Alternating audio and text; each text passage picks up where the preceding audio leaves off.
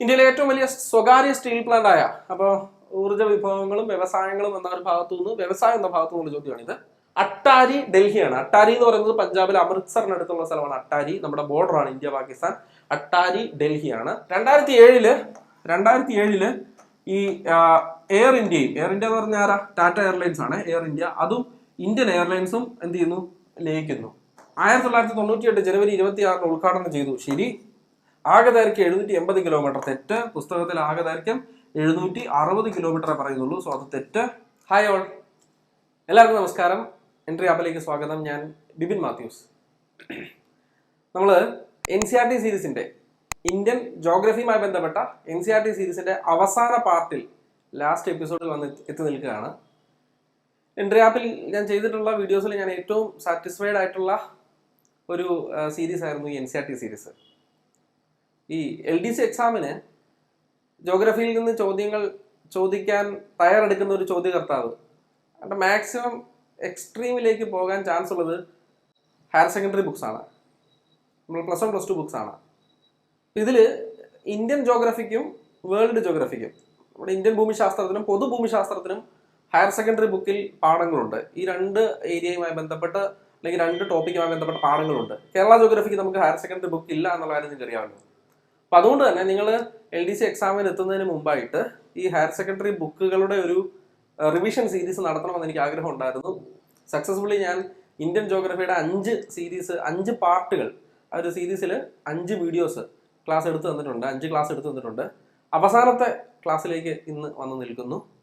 അപ്പോൾ പോയ പാർട്ടുകളിലൊക്കെ എന്തൊക്കെ പഠിച്ചു എന്ന് നമ്മൾ ഇവിടുന്ന് ജസ്റ്റ് നോക്കും.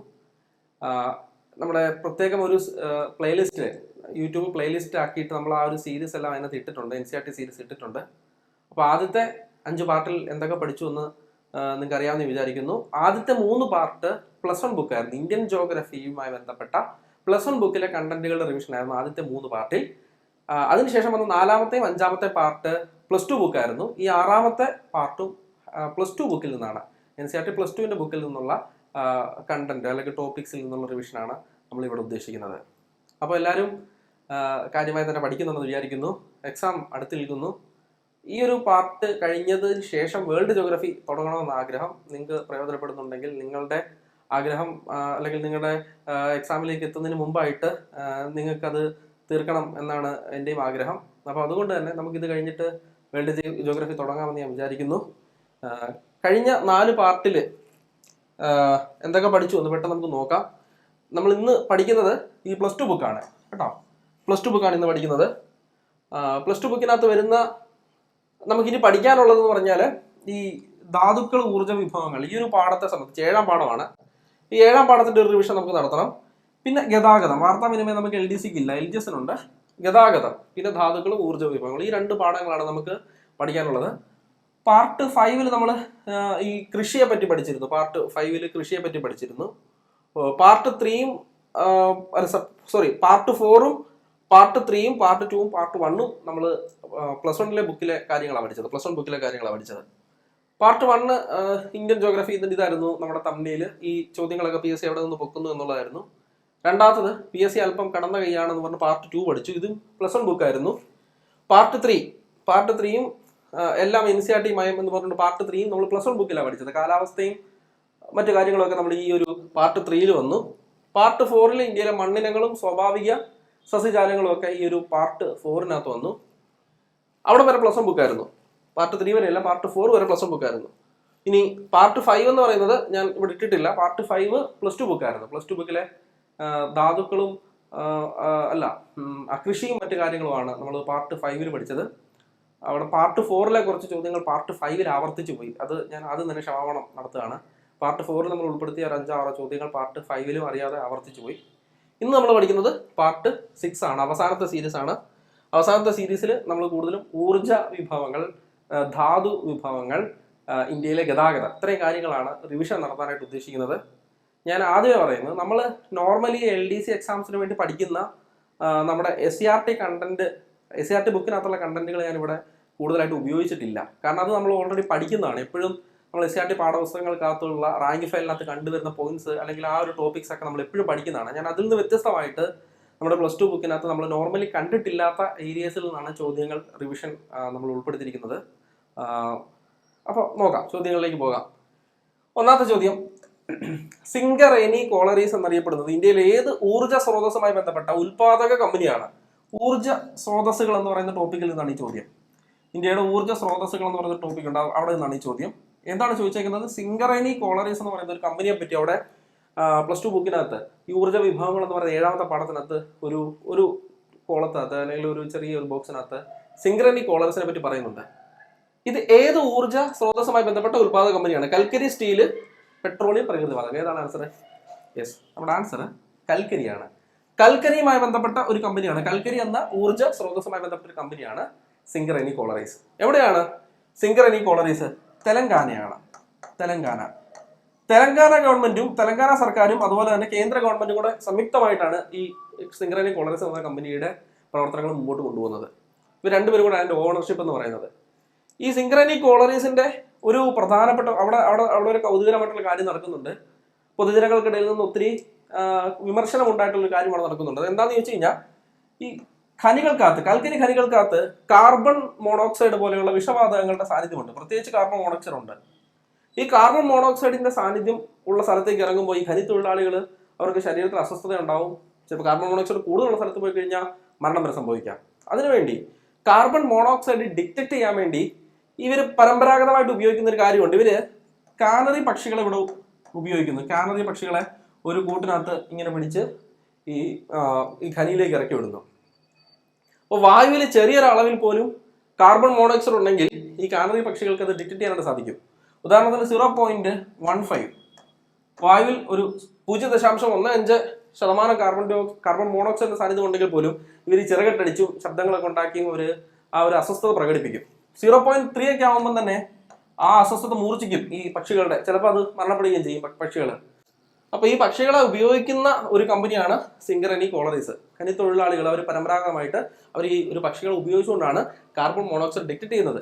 ഇത് വലിയ വിമർശനങ്ങൾക്കൊക്കെ ഒരു കാലത്ത് കാരണമായിട്ടുണ്ട്. കാരണം ഇന്ന് 10 ppm പോലും കാർബൺ മോണോക്സൈഡ് ഉള്ള സ്ഥലം, ആ വായുവിൽ അടങ്ങിയിരിക്കുന്ന ചെറിയ അളവിലുള്ള കാർബൺ മോണോക്സൈഡ് പോലും തിരിച്ചറിയാനുള്ള ഉപകരണങ്ങളുള്ള സ്ഥിതിക്ക് എന്തിനാണ് ഈ പക്ഷികൾ ഉപയോഗിക്കുന്നത് എന്ന രീതിയിൽ ചോദ്യങ്ങൾ ഉയർന്നു വന്നിരുന്നു. എനിവേ, പുസ്തകത്തിൽ പറയുന്ന ഒരു ഫാക്റ്റാണ്, ഒന്ന് ഓർത്ത് വെച്ചുകൊള്ളുക. കാനറി പക്ഷികൾ തെലങ്കാന. എവിടെയാണ് സിംഗറേനി കോളറീസ്? എവിടെയാണ്? തെലങ്കാനയിലാണ്. അത് ഒരു ഗവൺമെന്റ് ഓൺഡ് കമ്പനിയാണ്. കേന്ദ്ര ഗവൺമെന്റും അതേപോലെ തന്നെ തെലങ്കാന ഗവൺമെന്റും കൂടിയാണ് ഇത് സംയുക്തമായിട്ട് നടത്തിക്കൊണ്ട് പോകുന്നത്. രണ്ടുപേരുടെ ഓണർഷിപ്പിലാണ് ഇത് വരുന്നത് കേട്ടോ. അപ്പൊ ഊർജ്ജ സ്രോതസ്സുമായി ബന്ധപ്പെട്ട് പ്രത്യേകിച്ച് കൽക്കരി എന്ന മേഖലയിൽ നിന്നുള്ള ഒരു കിടിലൻ ചോദ്യമായിരുന്നു. രണ്ടാമത്തെ ചോദ്യം, ഇന്ത്യയിലെ കൽക്കരി നിക്ഷേപവുമായി ബന്ധപ്പെട്ട് തെറ്റായ പ്രസ്താവന തിരഞ്ഞെടുക്കുക. തെറ്റായ പ്രസ്താവന. കൽക്കരിയുമായി ബന്ധപ്പെട്ട് മറ്റൊരു ചോദ്യം കൂടെ. നമുക്കറിയാം, ഇന്ത്യയിൽ ധാരാളം നമ്മുടെ പ്രോജക്റ്റുകൾ, തെർമൽ പ്രോജക്റ്റുകൾ ഉണ്ട് അല്ലെ, താപവൈദ്യുത നിലയങ്ങളുണ്ട്. അപ്പൊ ഇന്ത്യയിലെ താപവൈദ്യുത നിലയങ്ങളിൽ മുഖ്യമായി ഉപയോഗിക്കുന്നത് ഏത് ഫ്യൂവലാണെന്ന് ചോദിച്ചാൽ കൽക്കരിയാണ്. ഇന്ത്യയിലെ വിന്ധ്യാചൽ ആയിക്കോട്ടെ, അതുപോലെ തന്നെ ഇന്ത്യയിലെ ഏറ്റവും പ്രധാനപ്പെട്ട തെർമൽ പവർ പ്രോജക്ട്സ് ഏതായിക്കോട്ടെ, അതിലെല്ലാം നമ്മൾ ഉപയോഗിക്കുന്ന ഫ്യൂവൽ എന്ന് പറയുന്നത്, ഇന്ധനം എന്ന് പറയുന്നത് കൽക്കരിയാണ്. ഓക്കെ, അപ്പൊ കൽക്കരി ഇന്ത്യക്ക് വളരെ പ്രധാനപ്പെട്ട ഒരു ഇന്ധനമാണ്, ഫോസിൽ ഇന്ധനമാണ്. ഈ കൽക്കരി നിക്ഷേപവുമായി ബന്ധപ്പെട്ട് ഇന്ത്യയിൽ എവിടെയൊക്കെ കൽക്കരി നിക്ഷേപം ഉണ്ടെന്ന് നമ്മൾ പഠിക്കാറുണ്ട്. അതുമായി ബന്ധപ്പെട്ട് ഒരു തെറ്റായ പ്രസ്താവന തിരഞ്ഞെടുക്കാനാണ് ചോദിച്ചേക്കുന്നത്. നോക്കിയേ, ഇന്ത്യയിലെ കൽക്കരി നിക്ഷേപങ്ങളുടെ 80% ബിറ്റുമിനസ് വിഭാഗത്തിൽപ്പെട്ട കൽക്കരിയാണ്. ബിറ്റുമിനസ് എന്ന് പറയുന്നത് അത്ര ഒരു ഇടത്തരം വിഭാഗത്തിൽപ്പെടുന്ന ഒരു കൽക്കരിയാണ്. കാർബണിന്റെ അളവ് അത്ര കൂടുതലുമല്ല, തീരെ കുറവുമല്ല, ഇടത്തരം വിഭാഗത്തിൽപ്പെടുന്ന കൽക്കരിയാണ് ബിറ്റുമിനസ് എന്ന് പറയുന്നത്. നമ്മൾ പഠിക്കാറുണ്ട് ലിഗ്നൈറ്റ്, ബിറ്റുമിനസ്, ആന്ത്രസൈറ്റ്. ആന്ത്രസൈറ്റ് ആണ് ഏറ്റവും കാർബൺ കണ്ടന്റ് കൂടിയ ഹൈ ക്വാളിറ്റി കൽക്കരി എന്നറിയപ്പെടുന്നത്. ഇന്ത്യയിൽ ഉപയോഗിക്കുന്ന പ്രധാനമായും ബിറ്റുമിനസ് വിഭാഗത്തിൽപ്പെട്ട കൽക്കരിയാണ്. ശരിയാണ്. 2, ഇന്ത്യയിലെ ഏറ്റവും വലിയ കൽക്കരി പാടം ഝാരിയയും രണ്ടാമത്തത് റാണിഗഞ്ചുമാണ്. നമ്മളിങ്ങനെ പഠിച്ചേക്കുന്നത് ഏറ്റവും വലുത് ഝാരിയ, ഏറ്റവും പഴയത് റാണിഗഞ്ച് എന്നാണ് പഠിച്ചേക്കുന്നത് അല്ലേ. അപ്പോൾ NCERT പുസ്തകത്തിൽ +2 പുസ്തകത്തിൽ പറയുന്നു ഏറ്റവും വലിയത് ഝാരിയയും രണ്ടാമത്തത് റാണിഗഞ്ചുമാണെന്ന് പറയുന്നു. ഏറ്റവും പഴയതും ഇത് തന്നെയാണ്, റാണിഗഞ്ചാണ്. ഈ അടുത്ത കാലത്ത് ഒരു വാർത്ത കൽക്കരി ഖനിയെ സംബന്ധിച്ച് വന്നിരുന്നു. ഛത്തീസ്ഗഡിലെ ഗൗറ, GEVRA, ഗൗറ എന്ന് പറയുന്ന കൽക്കരി ഖനി 70 മില്യൺ കൽക്കരി പ്രൊഡക്ഷനുമായി ലോകത്തിലെ തന്നെ ഏറ്റവും വലിയ കൽക്കരി ഖനിയായി, ഏഷ്യയിലെ തന്നെ, ലോകത്തിലല്ല ഏഷ്യയിലെ തന്നെ ഏറ്റവും വലിയ കൽക്കരി ഖനിയായി മാറി എന്ന് പറയുന്ന ഒരു വാർത്ത നമ്മൾ കണ്ടാണ്. ഛത്തീസ്ഗഡിലാണ് ഈ ഗൗറ മൈൻസ് ഉള്ളത്. ഇത് ഏഷ്യയിലെ തന്നെ ഏറ്റവും വലിയ കൽക്കരി ഖനിയായി മാറി. 70 മില്യൺ ടൺ കൽക്കരി പ്രൊഡക്ഷൻ അവിടെ നടത്തി എന്നാണ് അവർ അവകാശപ്പെടുന്നത്. അതോടുകൂടി ലോകത്തിലെ അല്ല, ഏഷ്യയിലെ തന്നെ ഏറ്റവും വലിയ കൽക്കരി ഖനിയായിട്ട് മാറിയിട്ട്. ഇതിനു മുമ്പ് ഇന്തോനേഷ്യയിലായിരുന്നു ഏഷ്യയിലെ ഏറ്റവും വലിയ കൽക്കരി ഖനി എന്ന് പറയുന്നത്. ഇപ്പോൾ നിലവിൽ അത് ഗൗറ മൈൻസ് ആണ്. പക്ഷേ ഇത് ചോദ്യകർത്താവ് എന്തുമാത്രം ഇതൊക്കെ ശ്രദ്ധിക്കുമോ നമുക്ക് അറിയത്തില്ല. ചോദ്യം ഇടുന്ന ആള് കൃത്യമായിട്ട് ഇതൊക്കെ ന്യൂസ് ഒക്കെ നോക്കി അപ്ഡേറ്റഡ് ആയെങ്കിൽ മാത്രമേ ഓപ്ഷനിൽ ഗൗറ കാണാൻ സാധ്യതയുള്ളൂ. അല്ലാന്നുണ്ടെങ്കിൽ എന്തേ വരത്തുള്ളൂ, ഈ ജാരിയ തന്നെ വരത്തുള്ളൂ. പാഠപുസ്തകത്തിൽ ജാരിയ കൊടുത്തേക്കുന്നത് നമ്മുടെ SCRT പാഠപുസ്തകത്തിലും NCERT ഹയർ സെക്കൻഡറി ബുക്കിലും എല്ലാം ജാരിയാണ് ഏറ്റവും വലിയ കൽക്കരി പാടം എന്ന് പറഞ്ഞ് കൊടുത്തേക്കുന്നത്. ജാർഖണ്ഡിലുള്ള ജാരിയ. റാണിഗഞ്ച് അവിടെ വരുന്നത്, റാണിഗഞ്ച് പശ്ചിമ ബംഗാളാണ്. ഇതാണ് ഏറ്റവും ഓൾഡസ്റ്റ് പഴയ കൽക്കരി ഖനി അല്ലെങ്കിൽ രണ്ടാമത്തെ വലിയ കൽക്കരി ഖനി. ഇത് രണ്ടുമല്ല, നിലവിൽ ഏതാണ്, ഗൗറയാണ്. ഏഷ്യയിലെ തന്നെ ഏറ്റവും വലുതെന്ന് പറയുമ്പോൾ ഇന്ത്യയിലെ ഏറ്റവും വലുത് ഛത്തീസ്ഗഡിലെ ഗൗറ മൈൻസ് ആണ്. പക്ഷേ പാഠപുസ്തകത്തിൽ ഇതൊക്കെ ചോദ്യകർത്താവ് ഇതൊക്കെ അപ്ഡേറ്റ് ചെയ്ത് നമ്മുടെ പരീക്ഷയിൽ ക്വസ്റ്റ്യൻ പേപ്പറിൽ ഓപ്ഷനിൽ ഇതൊക്കെ വരുമോ എന്നുള്ള കാര്യം സംശയമാണ്. ഗോണ്ട്വാന, ടെർഷറി എന്നിങ്ങനെ രണ്ട് വ്യത്യസ്ത ഭൗമ കാലഘട്ടങ്ങളിൽ രൂപപ്പെട്ട ശിലാപാളികളിലാണ് ഇന്ത്യയിൽ മുഖ്യമായും കൽക്കരി കാണപ്പെടുന്നത്. നോക്കുക, രണ്ട് ഭൗമ കാലഘട്ടത്തിലാണ് ഉള്ള ശിലകളിലാണ് ശിലാപാളികളിലാണ് കൽക്കരി കാണപ്പെടുന്നത് എന്നാണ് പറയപ്പെടുന്നത് ഇന്ത്യയിൽ. ശരിയാണ് പ്രസ്താവന. ഗോണ്ട്വാന കുറച്ചും കൂടെ ഓൾഡാണ്. ഗോണ്ട്വാന എന്നറിയപ്പെടുന്ന ഭൂഖണ്ഡത്തെ പറ്റി നമ്മൾ പഠിക്കുന്നുണ്ട്. പാഞ്ചിയ വിഭജിക്കപ്പെട്ട ലൗറേഷ്യ ഗോണ്ട്വാന ലാൻഡായി മാറി എന്നൊക്കെ നമ്മൾ പഠിക്കുന്നുണ്ട്. ഏകദേശം ഒരു 10-18 കോടി വർഷങ്ങൾക്ക് മുമ്പാണ് ഈ ഗോണ്ട്വാന ഒരു സ്പ്ലിറ്റ് ചെയ്ത് ഭൂഖണ്ഡങ്ങൾ ഉണ്ടാകുന്നത്. അപ്പൊ ഏകദേശം ആ ഒരു കാലഘട്ടം, ഒരു 18 കോടി, അതിന് പുറകോട്ട് 19, 20, ഒരു 30 കോടി, ആ ഒരു കാലഘട്ടമൊക്കെയാണ് ഈ ഗോണ്ട്വാന പീരീഡ്. ഒത്തിരി പഴയ കാലഘട്ടമാണ്. ടെർഷറി എന്ന് പറയുമ്പോൾ അത്ര പഴയതല്ല. ടെർഷറി എന്ന് പറയുന്നത് ഒരു 5 കോടി വർഷങ്ങൾക്ക് ഇപ്പുറത്തോട്ട്, 5 കോടി തൊട്ട് ഇപ്പം നിലവിൽ ഒരു 20-30 ലക്ഷം വരെയുള്ള വർഷത്തിനിടയ്ക്കുള്ള സമയമാണ് ഈ ടെർഷറി കാലഘട്ടം എന്ന് പറയുന്നത്. ഈ രണ്ട് കാലഘട്ടങ്ങളിൽ രൂപപ്പെട്ട ശിലാപാളികൾക്കിടയിൽ നിന്നാണ് ഇന്ത്യയിൽ നമുക്ക് കൽക്കരി ലഭിക്കുന്നത് കേട്ടോ. ഈ രണ്ട് കാലഘട്ടത്തിൽ രൂപപ്പെട്ട ശിലാപാളികളിൽ നിന്നാണ് നമുക്ക് കൽക്കരി ലഭിക്കുന്നത്. ശരിയാണ് അതും. ഇനി അടുത്തത്, അസം, അരുണാചൽ പ്രദേശ്, മേഘാലയ, നാഗാലാൻഡ് എന്നിവിടങ്ങളിലാണ് ഗോണ്ട്വാന കൽക്കരി പാടങ്ങൾ പ്രധാനമായും കാണുന്നത്. ഇതാണ് തെറ്റായ പ്രസ്താവന. അസം, അരുണാചൽ പ്രദേശ്, മേഘാലയ, നാഗാലാൻഡ് തുടങ്ങിയ നമ്മുടെ നോർത്ത് ഈസ്റ്റിലുള്ള കൽക്കരി പാടങ്ങളുണ്ട്. അത് ടേർഷറി കാലഘട്ടത്തിൽ രൂപപ്പെട്ട ശിലകളിൽ നിന്നുള്ള കൽക്കരിയാണ്. ടേർഷറി കൽക്കരി നമുക്ക് വേണമെങ്കിൽ അതിനെ പറയാം. ഓക്കെ, ഇനി അപ്പൊ എവിടെയാണ് ഗോണ്ട്വാന കൽക്കരി? ഛത്തീസ്ഗഡ്, ജാർഖണ്ഡ്, വെസ്റ്റ് ബംഗാൾ. നമ്മൾ ഈ പറഞ്ഞ ജാരിയ, റാണിഗഞ്ച്, ഈ ഗൗറയൊക്കെ ഇല്ലേ, ഇത് ഗോണ്ട്വാന കാലഘട്ടമാണ്. നമ്മൾ ഈ പറഞ്ഞത് ടേർഷറി കാലഘട്ടം കേട്ടോ. ഇത് ഗോണ്ട്വാന അല്ല, ടേർഷറി കാലഘട്ടമാണ്. അപ്പൊ അതുകൊണ്ടാണ് ഇത് തെറ്റിപ്പോയത് കേട്ടോ. ഇത് ടേർഷറി കാലഘട്ടത്തിലെ കൽക്കരിയാണ്. നമ്മുടെ ആ ഒരു ഛോട്ടാ നാഗ്പൂർ പീഠഭൂമി മേഖലയൊക്കെ ഉണ്ടല്ലോ, ഛത്തീസ്ഗഡും ജാർഖണ്ഡും വെസ്റ്റ് ബംഗാളും ഉൾപ്പെടുന്ന അവിടുന്ന് ലഭിക്കുന്ന കൽക്കരിയാണ് നമ്മൾ ഗോണ്ട്വാന കാലഘട്ടത്തിലെ കൽക്കരി എന്ന് പറയുന്നത്. സോ ഏതാണ് ഇതിനകത്ത് തെറ്റായ പ്രസ്താവന എന്ന് പറഞ്ഞില്ലേ, മനസ്സിലായില്ലേ? ഓപ്ഷൻ ഡി ആണ്. ഗൗറ മൈൻസിനെ പറ്റി ഞാൻ പറഞ്ഞ കാര്യം കിട്ടിയോ? ഏഷ്യയിലെ ഏറ്റവും വലിയ കൽക്കരി ഖനിയായിട്ട് ഇത് മാറി.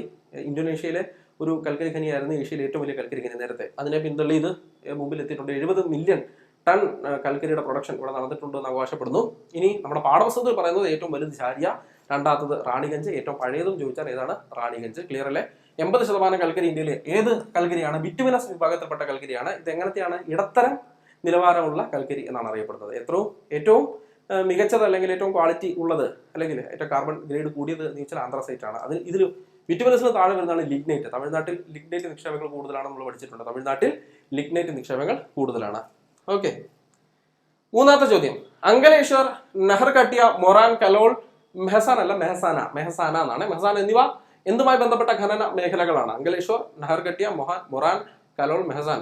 കൽക്കരി, സ്റ്റീൽ, പെട്രോളിയം, ചെമ്പ്. ഇത്ര നേരം കൽക്കരിയെ പറ്റി പറഞ്ഞു അല്ലെ. ഇവിടെ ആൻസർ എന്താണ്? അങ്കലേശ്വർ ഉള്ളതുകൊണ്ട് കുറെ പേർക്കെങ്കിലും കത്തി കാണുമായിരിക്കും പെട്രോളിയം അല്ലെ. അങ്കലേശ്വർ നമ്മുടെ ഗുജറാത്തിലുള്ള ഒരു പെട്രോളിയം ഖനിയാണ് കേട്ടോ. പെട്രോളിയം ഖനിയാണ്. പെട്രോളിയം റിഫൈനറി ഒന്നുമല്ല, പെട്രോളിയം കുഴിച്ചെടുക്കുന്ന ക്രൂഡ് ഓയിൽ നമുക്ക് ലഭിക്കുന്ന പ്രദേശമാണ് അങ്കലേശ്വർ എന്ന് പറയുന്നത്. പെട്രോളിയം ഖനിയാണ്, അല്ലെങ്കിൽ എണ്ണപ്പാടം എന്നൊക്കെ നമുക്ക് പറയാം.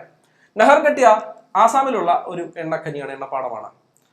മൊറാൻ ആസാമിലുള്ള ഒരു എണ്ണപ്പാടമാണ്. അപ്പൊ നഹർകട്ടിയ, മൊറാൻ എന്നിവ ആസാമിലുള്ള എണ്ണപ്പാടങ്ങളാണ്. അങ്കലേശ്വർ, അതുപോലെ തന്നെ ഈ കലോൾ, പിന്നെ മെഹസാന എന്നിവ ഗുജറാത്തിലുള്ള എണ്ണപ്പാടങ്ങളാണ്.